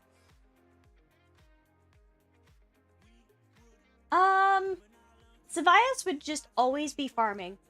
Always be farming, always taking care of the animals, living on the farm. Maybe on occasion she'll go out and have, like, tea time with, like, Caroline or someone else. But that's it. Goliath. What would Goliath be? Goliath would be the one always wanting to spend time in, Why am I forgetting the, oasis name? Or the desert?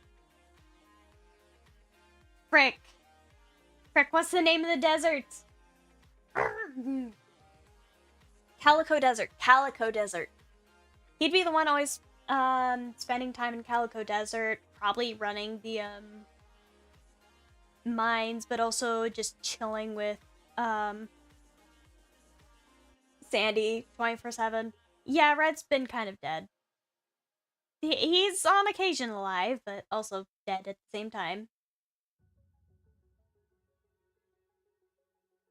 Lovey, Lovey would actually be best friends with Haley. Those two would get along major time. Let's see. Melius. What would Melius be doing in Stardew?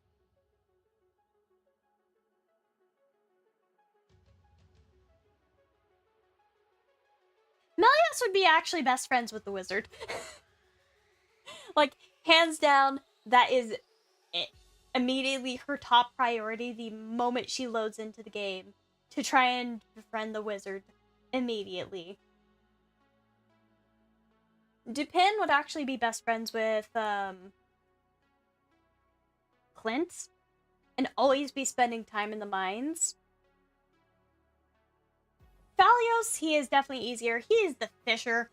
He is constantly fishing and such, and he's hanging out with why am I forgetting his name? Willie. He's always hanging out with Willie on the docks, always beside the ocean. Only goes back very late at night. Barely makes it to bed every single time.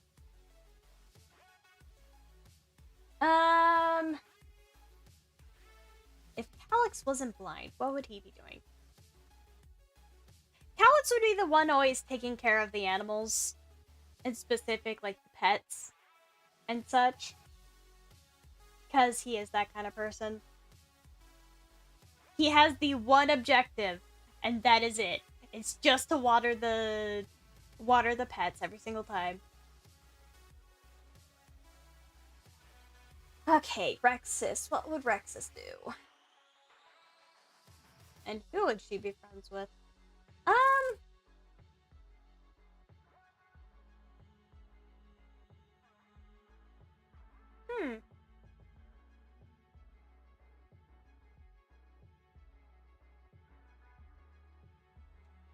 I'm actually not sure on Rexus, but she'd probably be, like... Honestly, she'd be the one probably, like, just keeping tabs on everyone.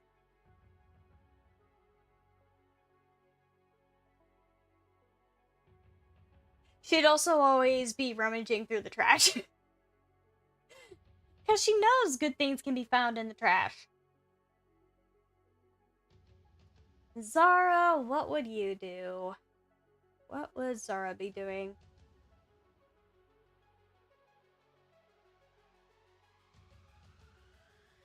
Honestly, probably hanging out with Emily. I just feel like Zara would be hanging out with Emily. And also, Emily would be, like, Melias's second bestie. Besides the wizard. Like, the moment Melias loads in, it's wizard, Emily, friends. Nuea. Nuea would be the one trying to get married the fastest. So she's the one trying to, like, literally get married and have children the fastest. Melodius would always be doing every single task. The moment he wakes up, he is off to the board on Pierre's general shop, checking what's there, going to check what's on the commissions board, and then just doing them. And always making sure everyone's alright, checking in on everyone, all this and that, and he barely manages to get to bed every single time. And when there's nothing for him to do, he checks in with everyone and then goes to bed. Because he's an overworking boy. But he's also kind of antisocial at times. So he checks in with everyone, but never has deep conversations with them at all.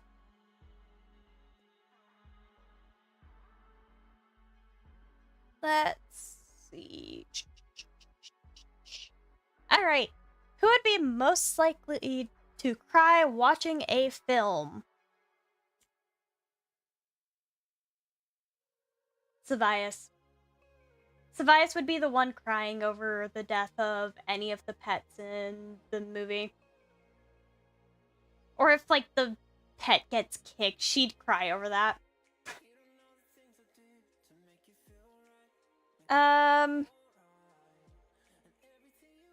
And if put into teams of 2, who would be the best pairings and why? Well, fun fact, it's not an even number of pairings, but technically I can still pair these guys up.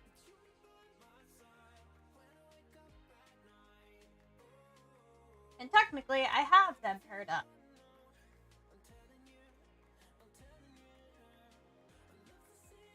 So, let's see.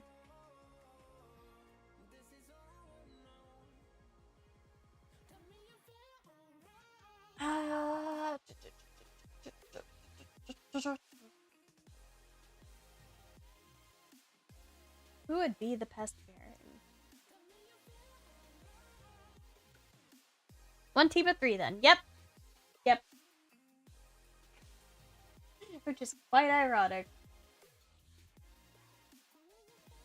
Alright. Who would be the best pairing of them all?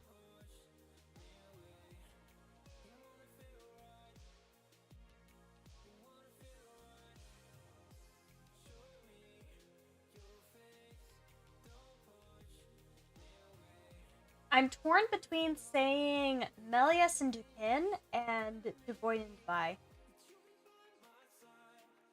Who would be the worst pairings? Worst to best, who could sit through a horror movie? Oh, fun. Ah, welcome back, Lucy.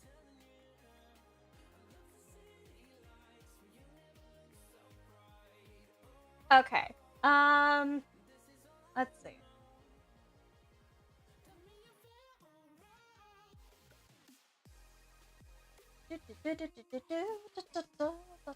Who would be the best together? I keep dying. Worst attention span ever. It's fine. So I feel like it's gonna be Devoid and Devi for the best pairings.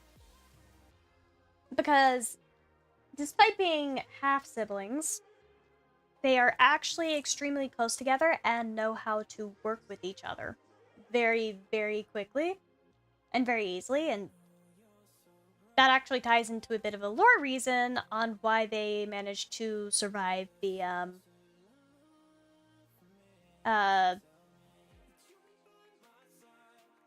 tragedy. They actually sensed it before it happened. And they read each other's body language very, very easily. And very quickly. Get off the LOTB brain rot. Yeah, no. Those two are the best pairing. The absolute worst pairing has got to be Lovi and Phalios. Those two despise each other.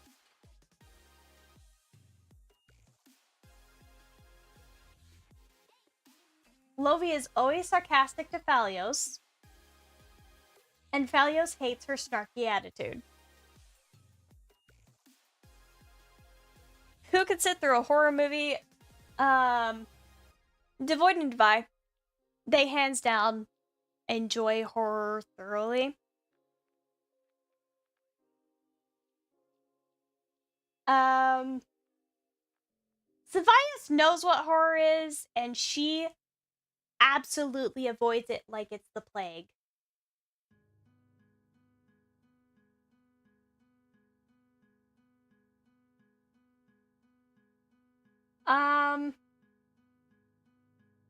Melius would sit through horror just because she enjoys the psychological side of things, and as well as the body horror. But she will openly critique it every time if she sees something like literally incorrect. Bye, doodles! See you later!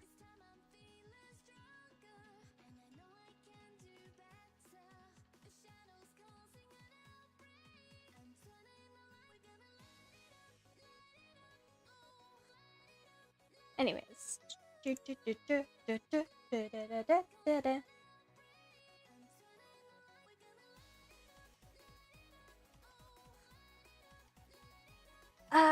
Let's see. I feel like Lovie actually finds horror boring and doesn't watch it because of it. Lamp, I think, would be interested, but when he realized he'd be cheering on the people in the horror to be like, "You've got this, you could get through it," only to be absolutely and utterly devastated when the people die.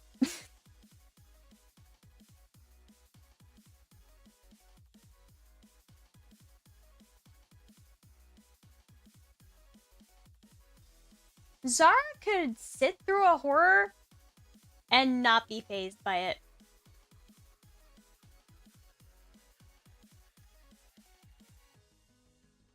I feel like Dupin also would be on the same level of Melius as he would be critiquing. But he'd be a bit more, not able to hold his lunch about it. So he doesn't like the gore aspect, but he does watch it just because he's like, okay, they did this right, they did that right on special effects, yada yada yada. Valios, yeah, he could also sit through horror unaffected. He's not afraid by it. He just watches it and is like, ha, you died. Wimp. Let's see. Nue and Melodious would not be into horror. They don't really like to watch it.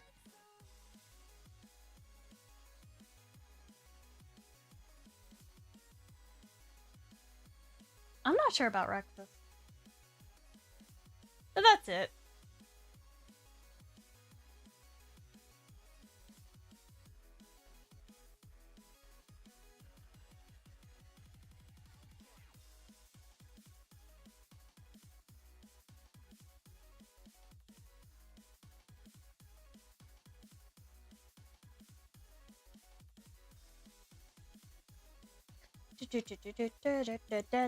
My brain is going places.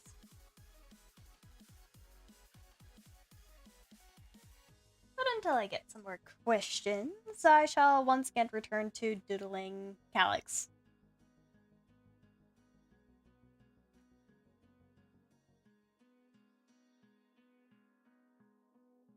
Because, dead boy.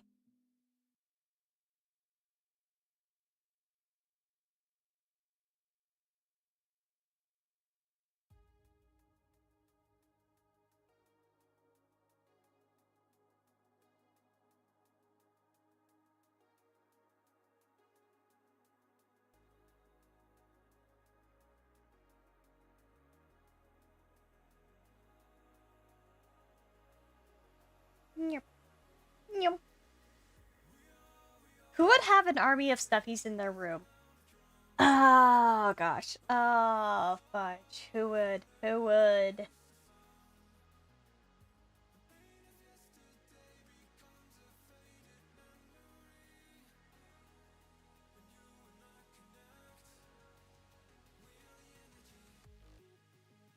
Melodious.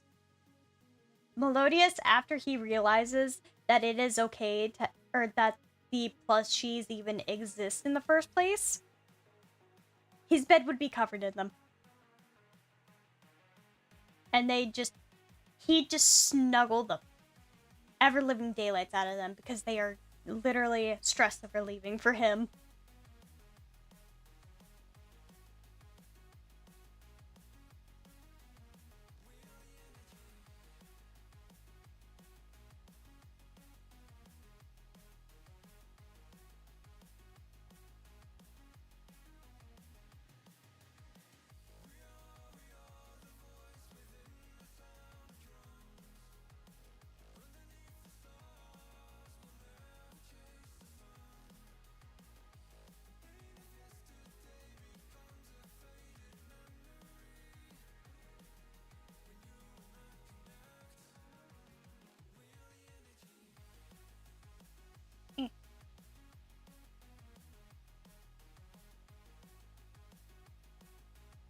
That might be it. Just doodling. Just doodling, doodling, doodling that boy. So I'm not sure if Red's alive or not.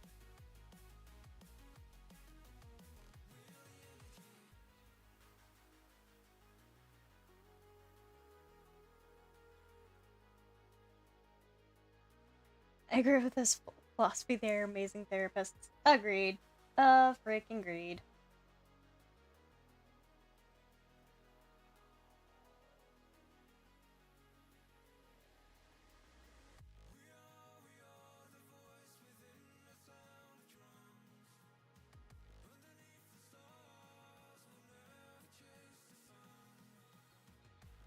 Wait, where's my little... Hold on. I just need a reference screenshot of something and very, very specific. There's my reference photo. Don't mind that. I just need this.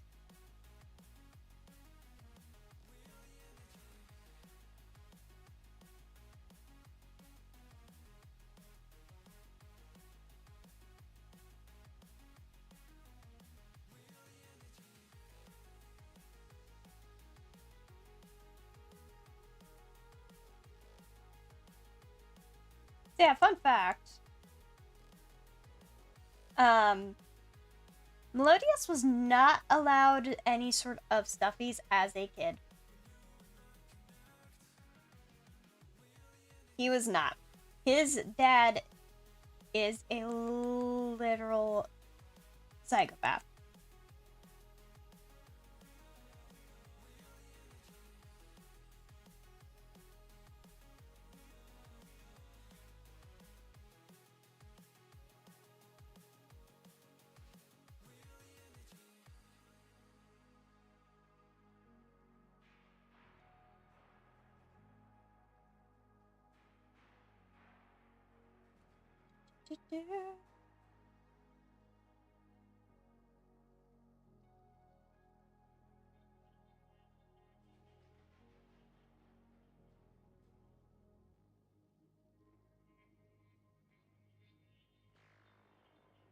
I just implode. Yep.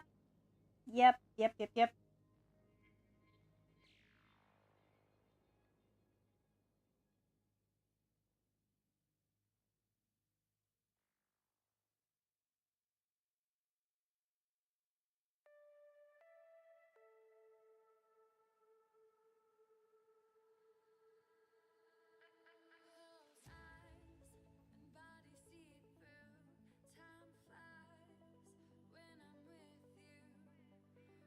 Don't mind me.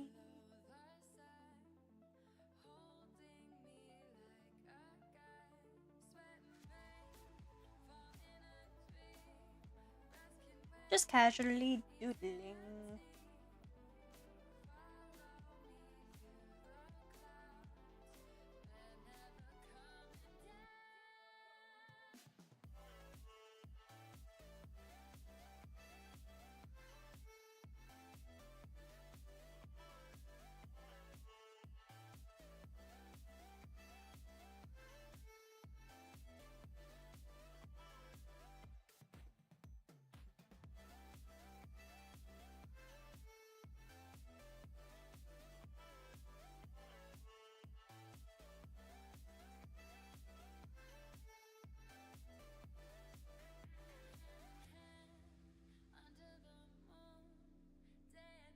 Also, yes, I do love giving my guy characters the fluffing long hair.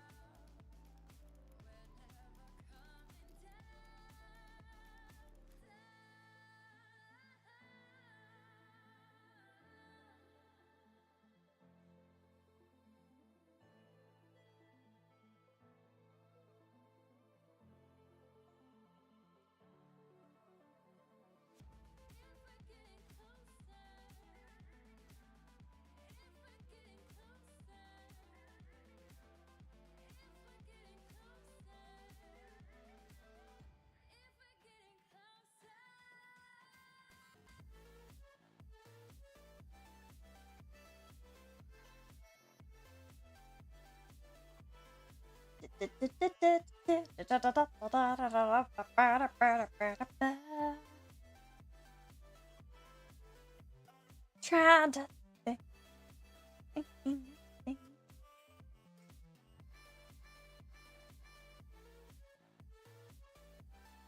Oh, did the awkward silence come back? A little bit. Yeah, Doodles kind of died, and I finished answering some of the questions.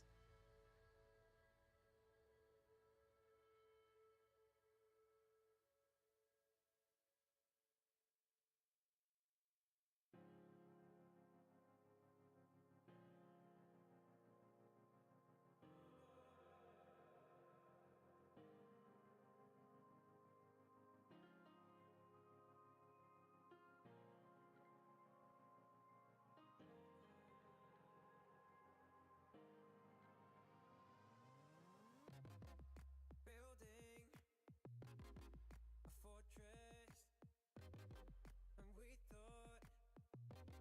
and we thought it was stronger. Keeping The fingies. I thought we were better. We can try to hide from the pain by building our castle. We can build them again and again, and we can feel nothing. And I know that you're feeling alone, and we can do better. So help me to break through the stone. Help me to break through.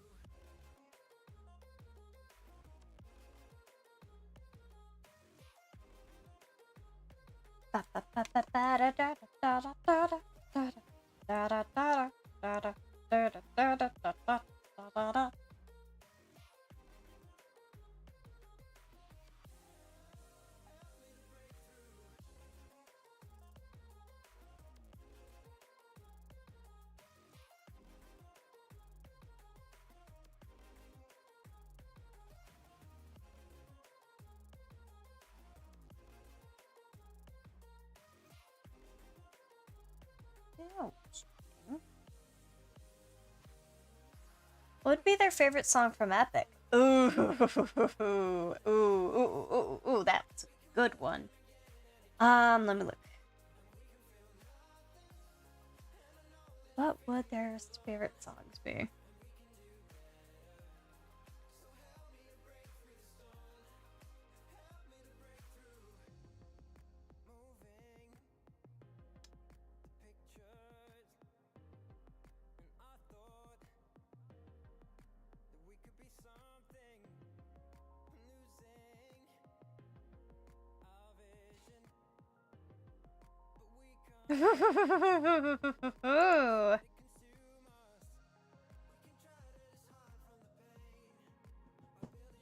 Hold up, I'm being invaded. What? I'm alive. What do you need?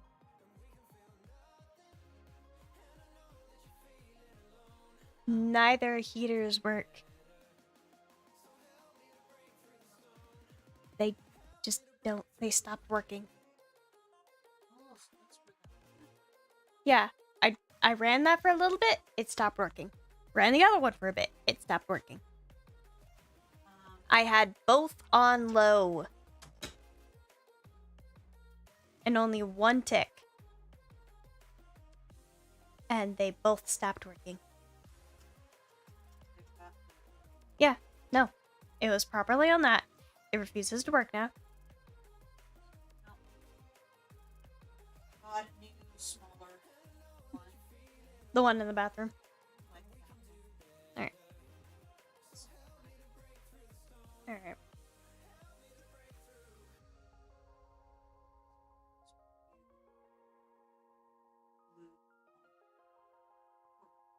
No. Because both of them light up to show that they're like, hey. What? But here, I realized Yeah. got that I know it's over, got that. and if you don't have it on here, proper balance. I did it at the time.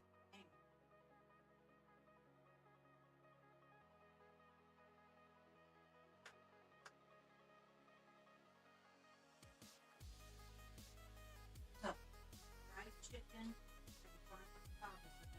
Ooh, okay. Yes, you may have some. Because I'm your mother.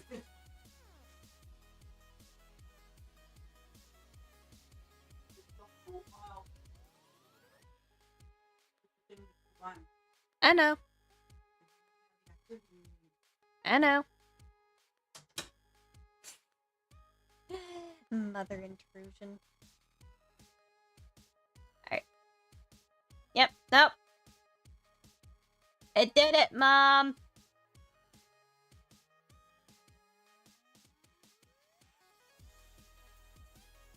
It literally starts working for a bit, and then it just stops. Regardless on if it's high in heat or not.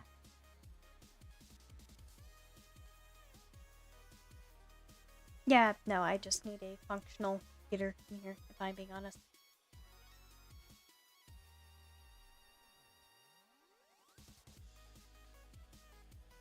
Okay, back to the wonderful question of what would be the Halceon's favorite songs from Epic.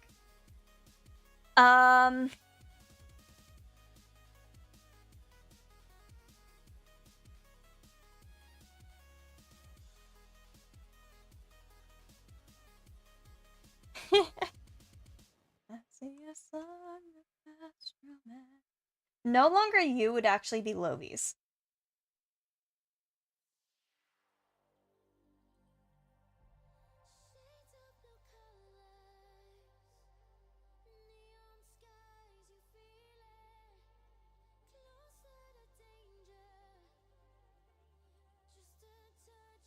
So, No Longer You for her.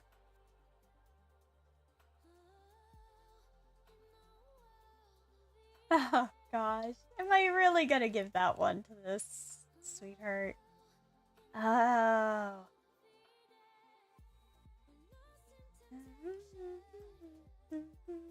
Wanna be legendary. I know the feeling might died too. Yeah, that's fair.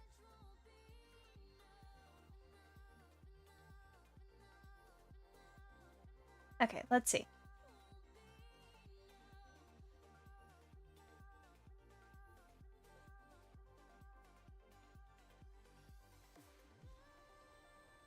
Actually, no. No, I know.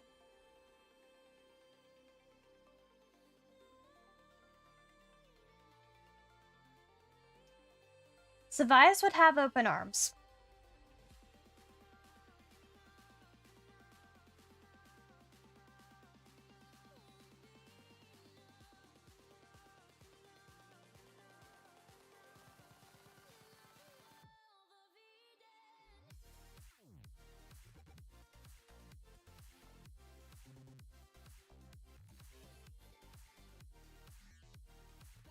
Wouldn't you like would be Goliaths?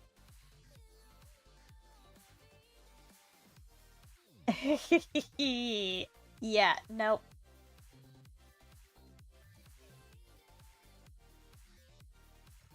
Ruthlessness is his. Valios's.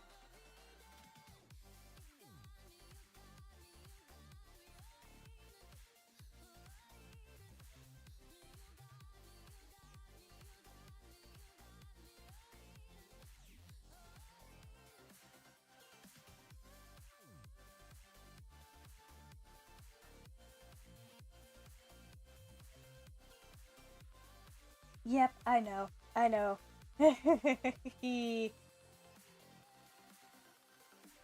Just a man for him. For Melodious. Let's see. What would Nuea? What would Nuea's favorite song be?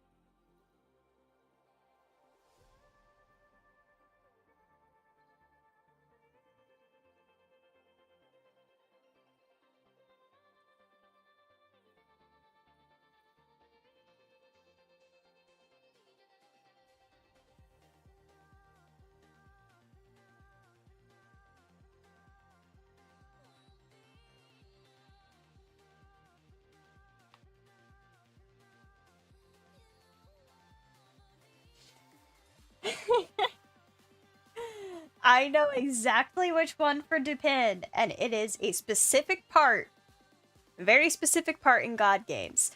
It is Hephaestus's part.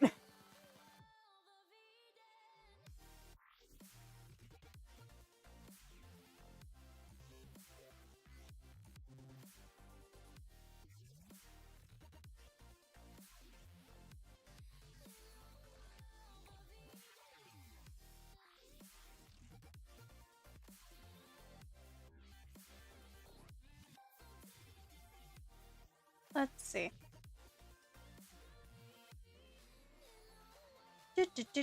What else? What else?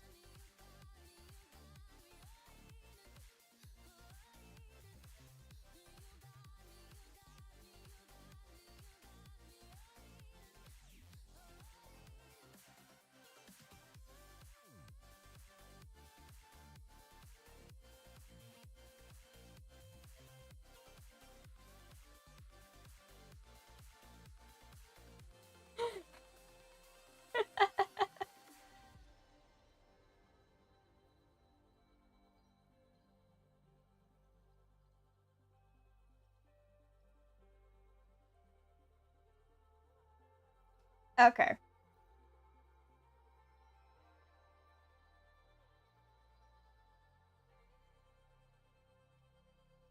So, yeah, no.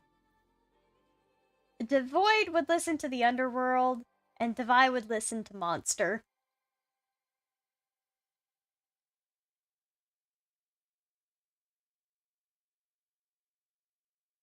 Let's see.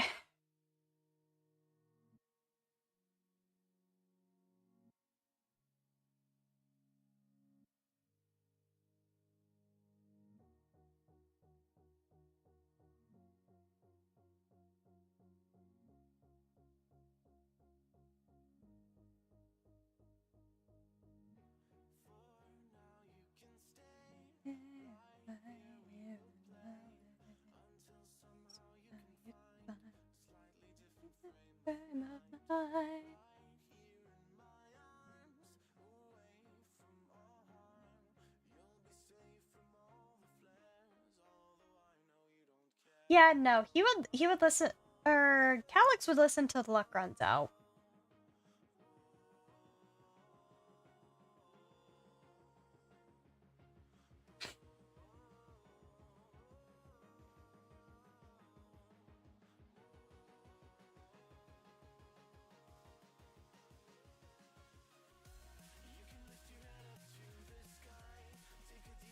Would it be that though?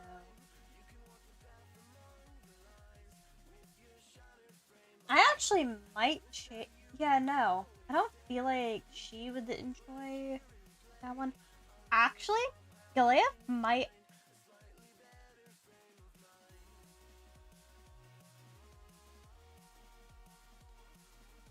Gilead would be dangerous. Melius would be wouldn't you like?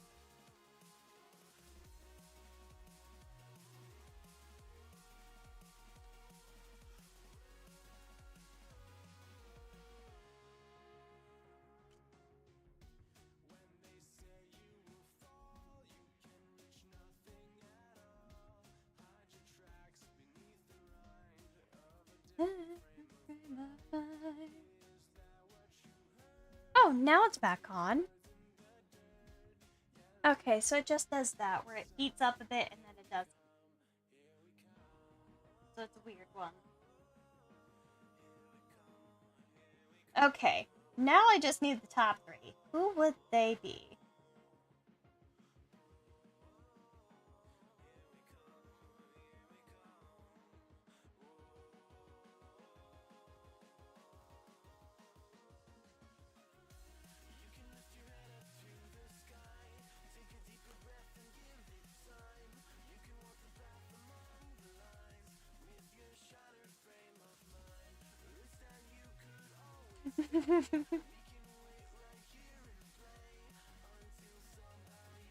Yeah, no, if it runs for a few seconds, it's already overheated and then it stops.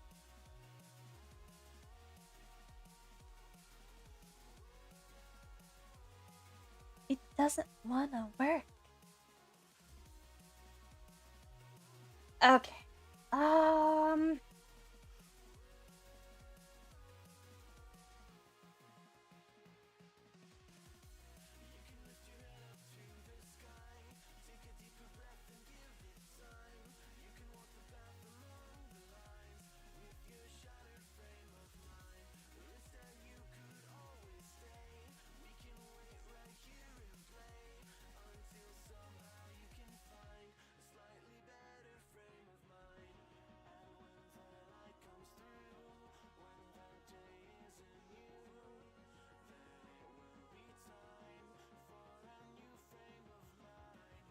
Hmm.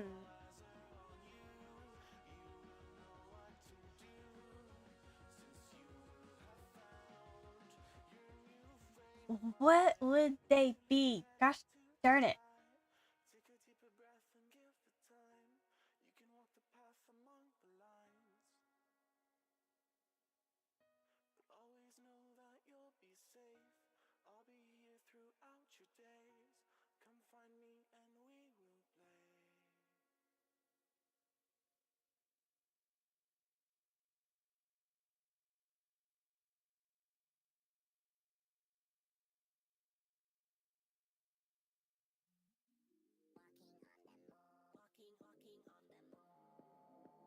Where?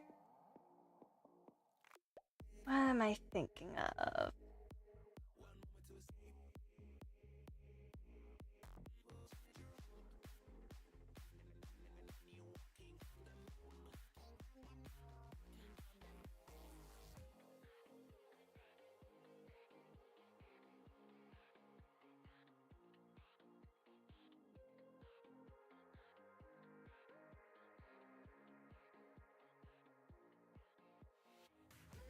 Yep.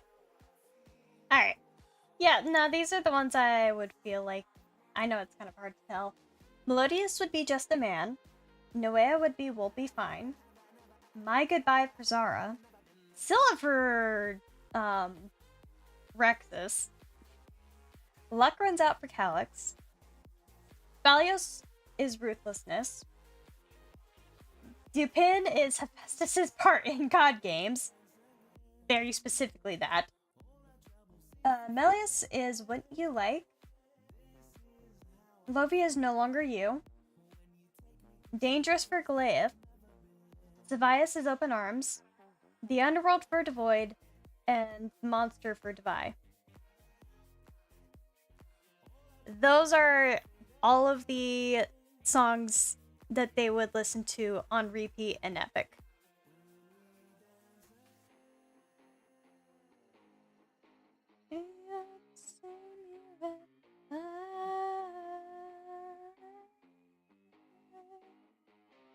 Actually, would Rexus be Scylla?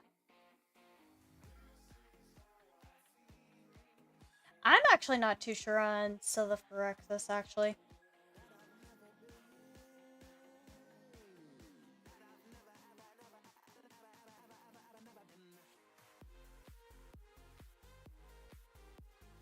Might actually be Warrior of the Mind or Done For.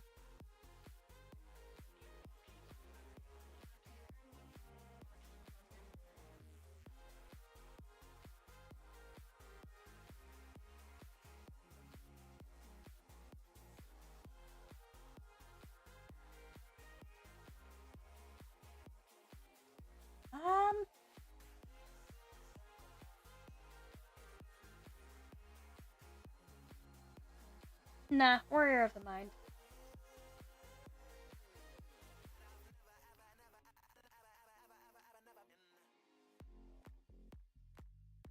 That fits.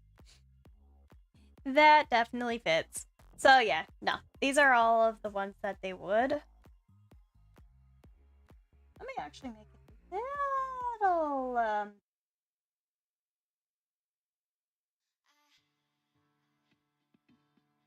possibly easier to see this.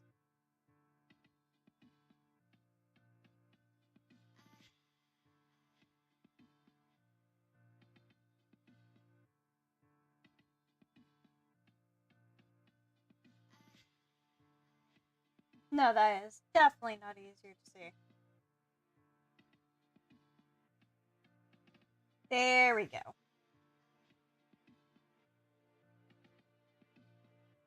Ish.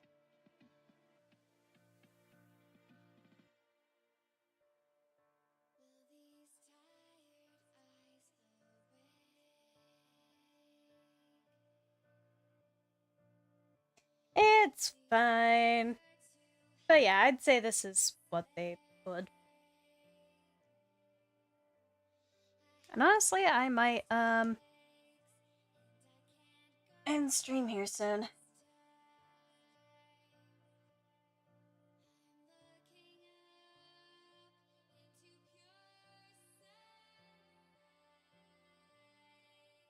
Maybe. We'll see.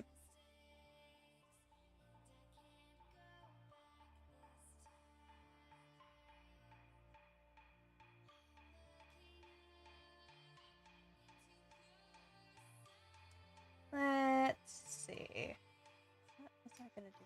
What's this on here?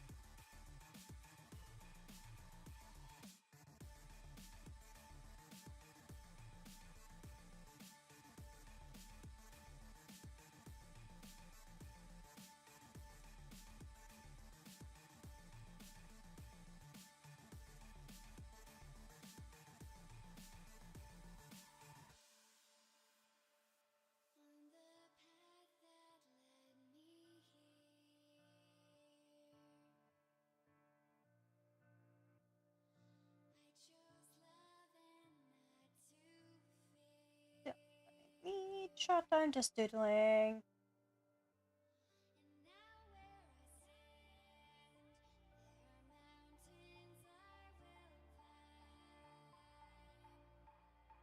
I guess I might do 1 or 2 more questions.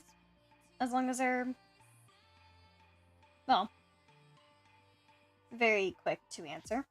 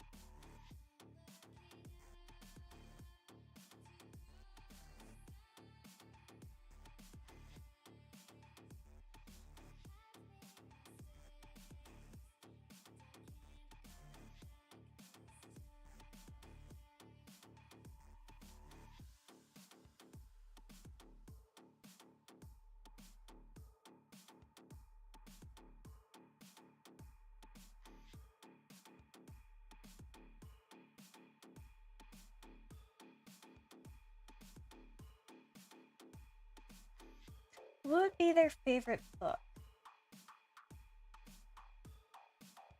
Ooh.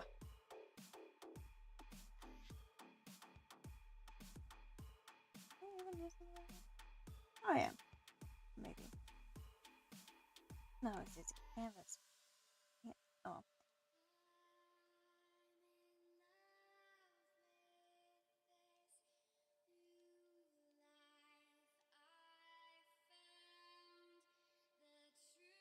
Well,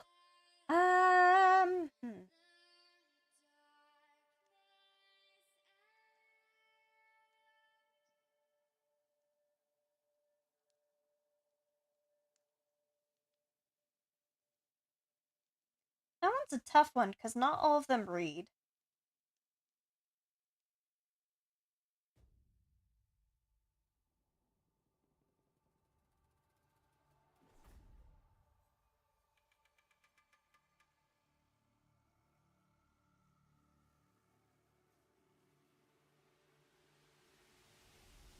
Feel the thunder, shake the open ground. Won't give in, I'm fighting for the crown. Heavy clouds are way above my head, like all of my regrets and things I never said. Now, got a feeling, shiver in my bones. Something but nobody knows. Angels rage, they come down from the sky to fix these broken wings and show me how to fly. I burn the sky. I see the fire in your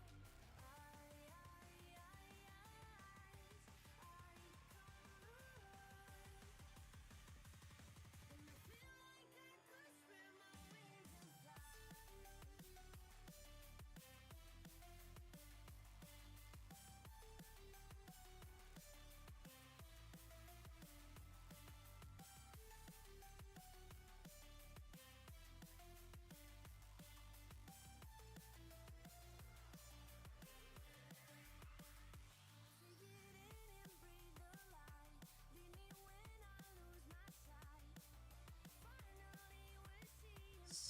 See. If there is no task answer, that's fine. Yeah, no, it's all good.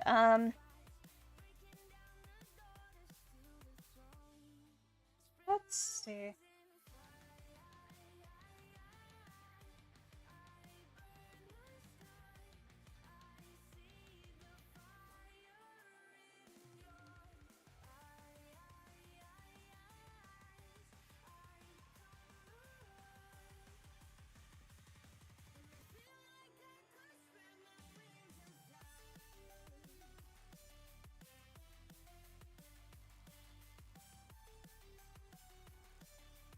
What genre of book they would read if they did is probably an easier one for me to answer.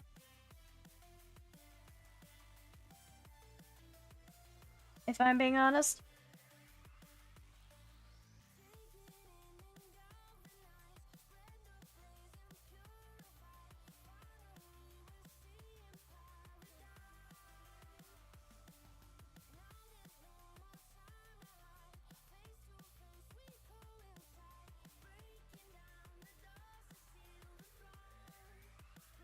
Hello. Oh, welcome back. You've been dead for a long time. Uh-oh. I was setting stuff up on the aisles. Gotcha. That's alright.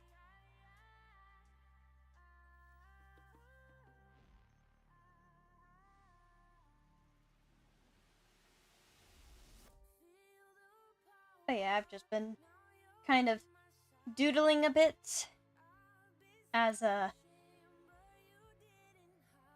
stuff. Nice. Arya's going, oh, he lives? Yes, the boy lives.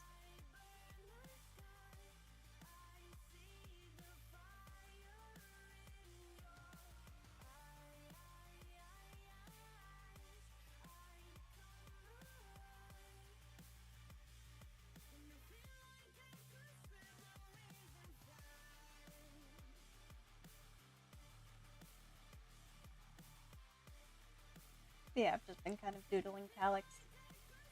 Nice.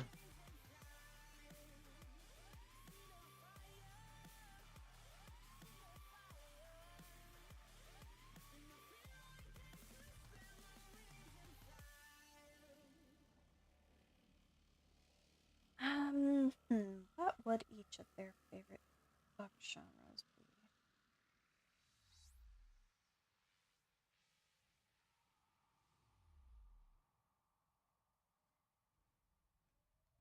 Yeah, I said it would be easier, but I have to actually sit here and think about it.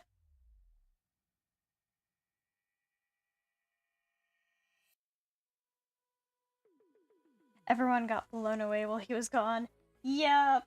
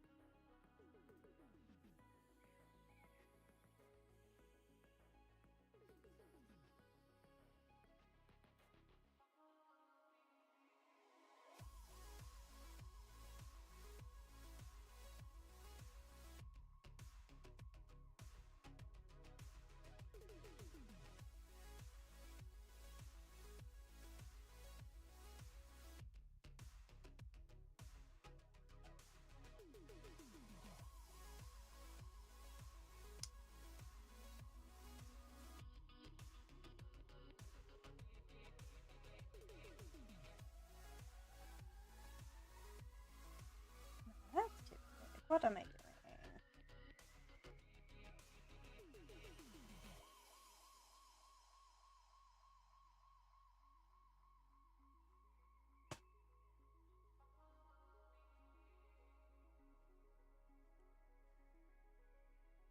There.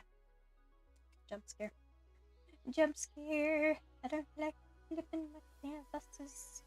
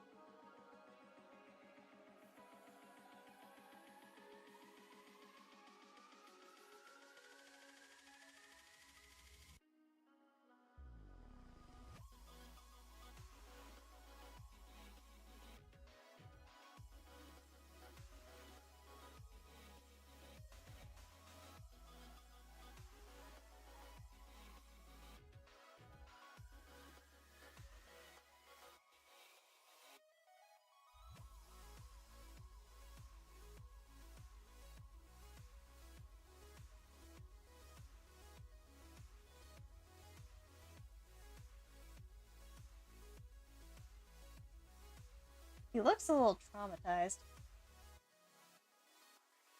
Skill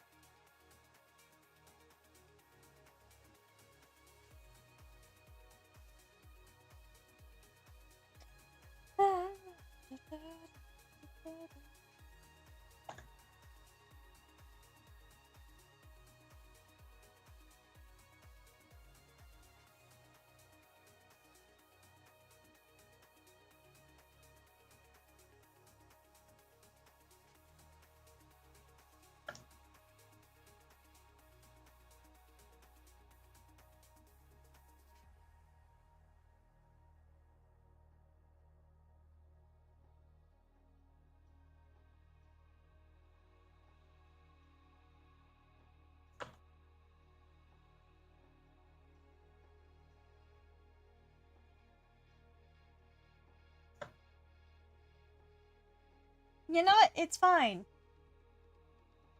It is fine. I'm just going to keep it like this. It adds to the fact that they gave him the blindfold just because some of them were tired of him just staring off into the abyss and looking like he was traumatized 24/7.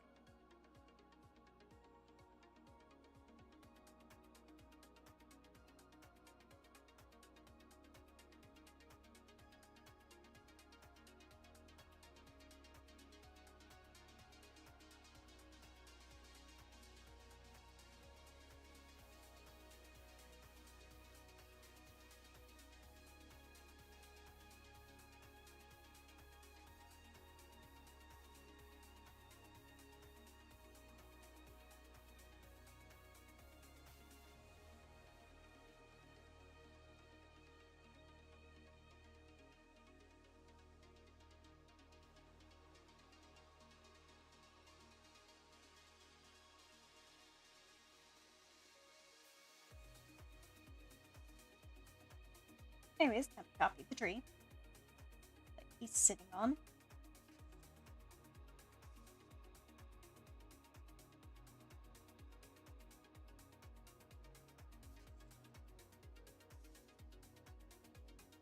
Yeah, roughly copy the tree.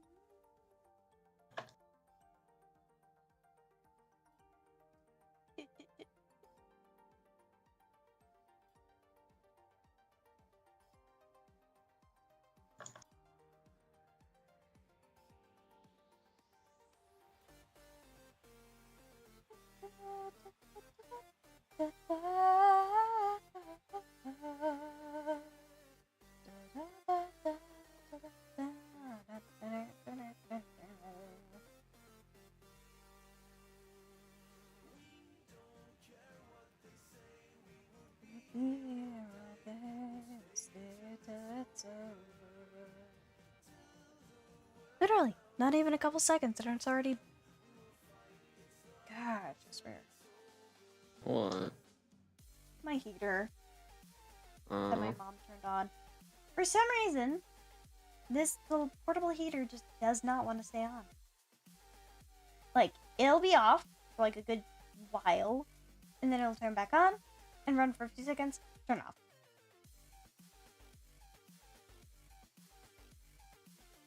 I feel like it's overheating way too quickly.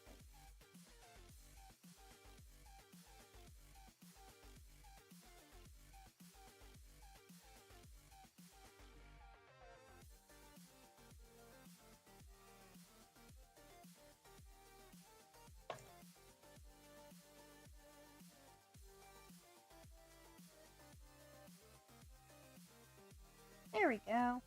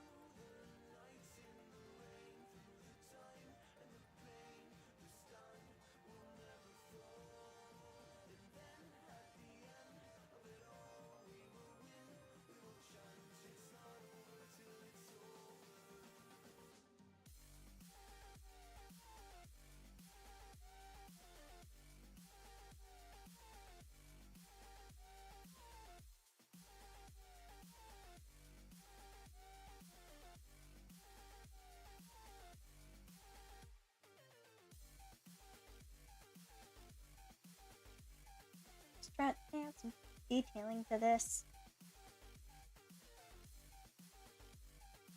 Ah, yeah. Oh gosh. Yeah, it's nearly been 3 hours, 30 minutes. That's a long time. Yeah.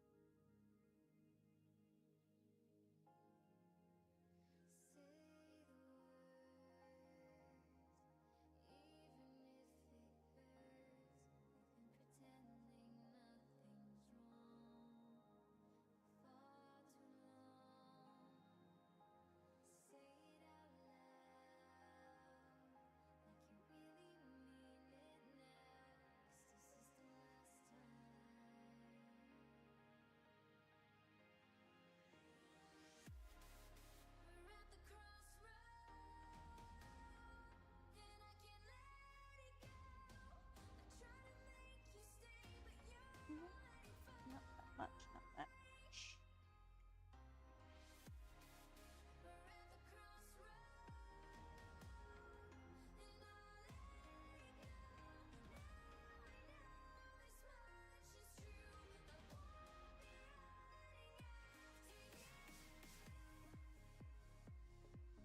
Need to make that a little bit smaller so that I'm not erasing half of what I've already drawn.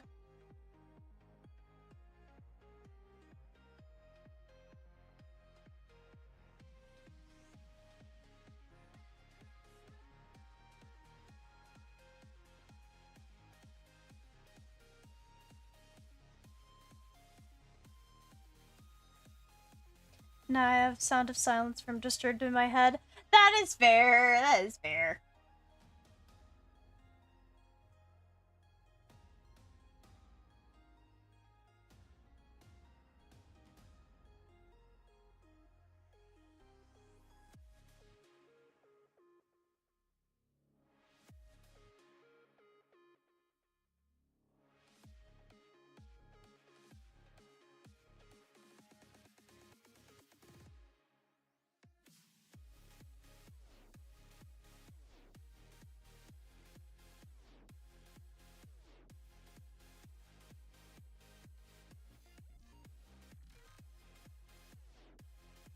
I feel like whenever I draw realistic trees, always an in-between.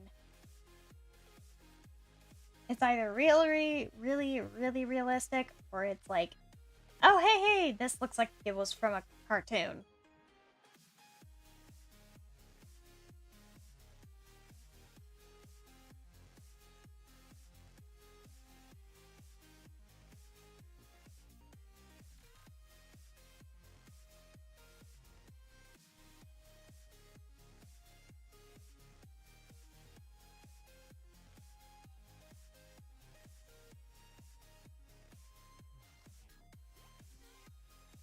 I just have ideas because of how a single song fits so well for Iron. That's fair. What would be their grades if they were in high school? Well, Devoid and Defy would be the dropouts. Devoid and Defy would be the dropouts. That is very undecided. Or very, like, undisputable, I should say.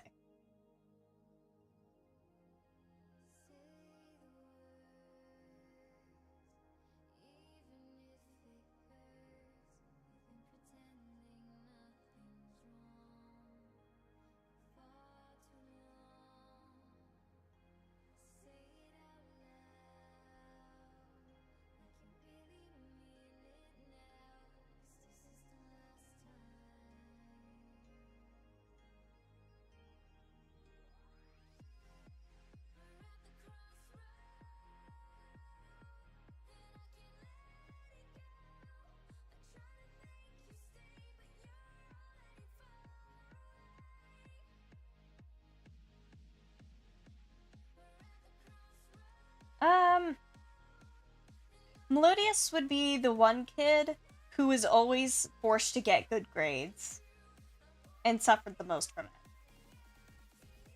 Like, if it was not an A, there would be punishments at home.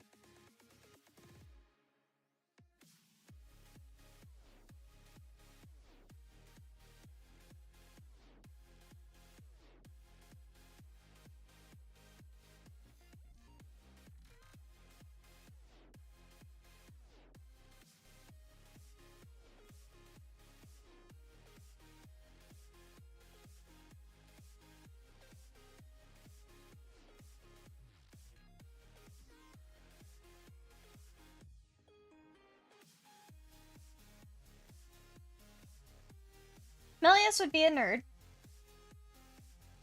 She'd be the one at acing every single test she comes across. Absolutely despises PE, though.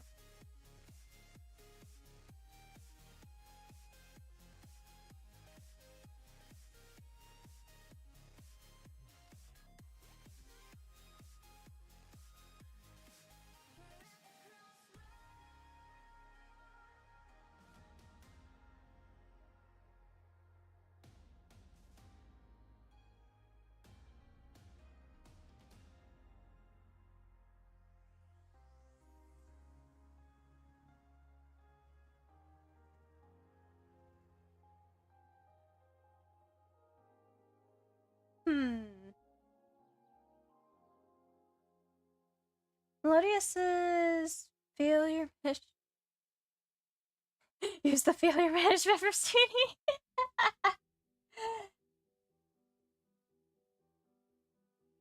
Yep.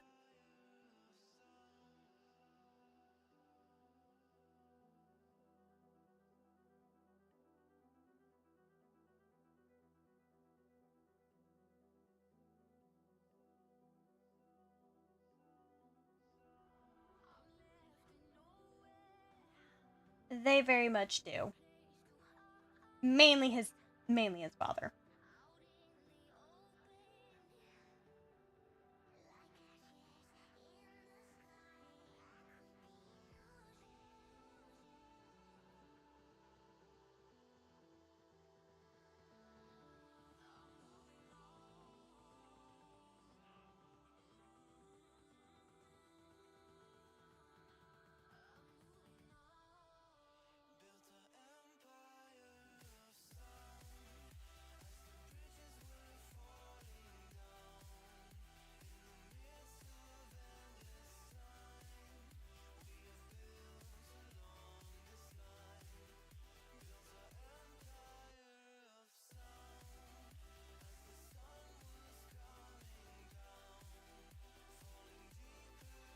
Alright, now let me just...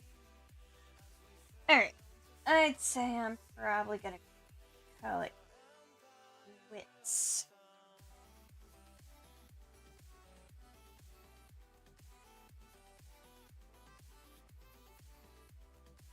At least soon.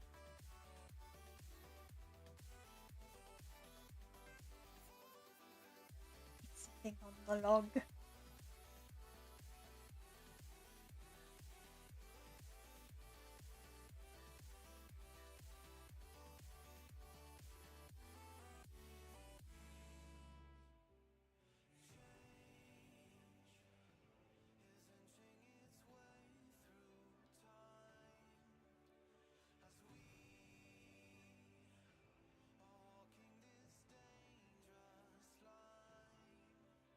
Nope, not what I want.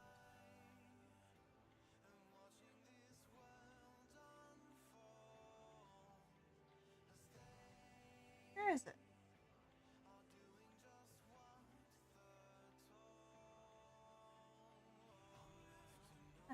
not fudge this?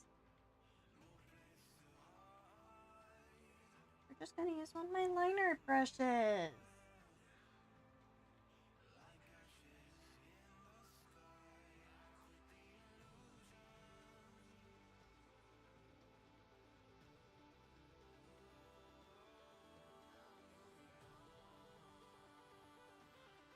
I'm suddenly reminded that I made Orion an academy professor while also juggling work as a royal prince and traveling scholar archaeologist.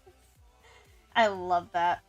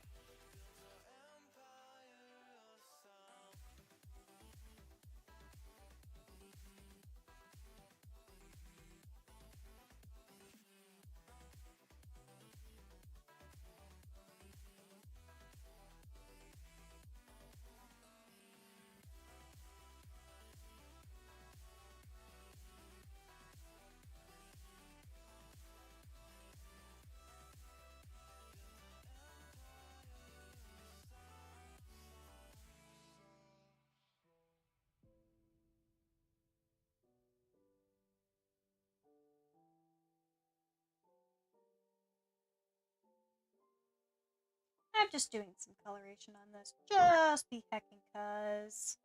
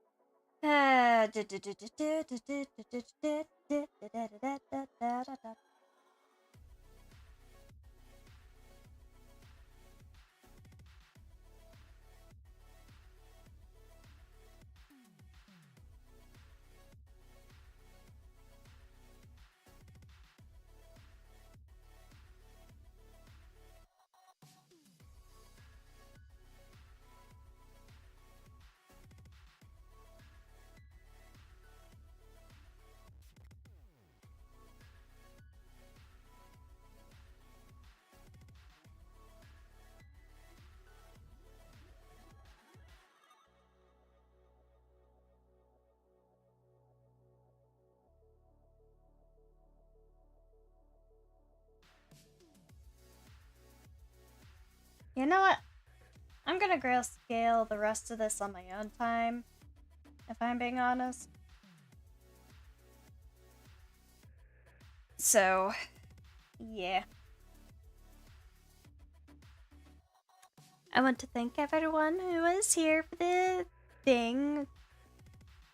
Thank you for coming and such. It was very lovely to answer the questions, even though there was very few.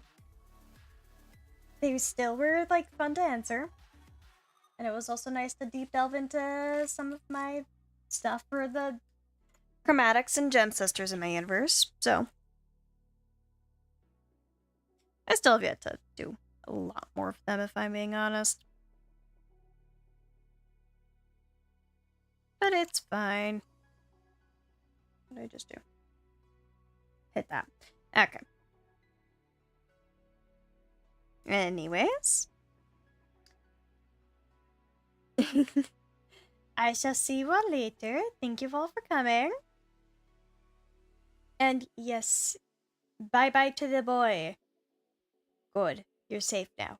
Yeah. You're safe. Oh. If you do not say goodbye to Red, to the boy, you are at risk of getting stabbed with a fork.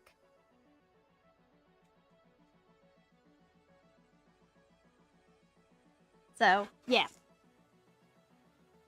Anyways. I will see you all later. Have a good rest of your day. Thank you to everyone who came. I know Arya, White Wings. Fine, Arya. You're safe from the fork, I guess. Because I don't think I could stab you hard enough to do any sort of damage.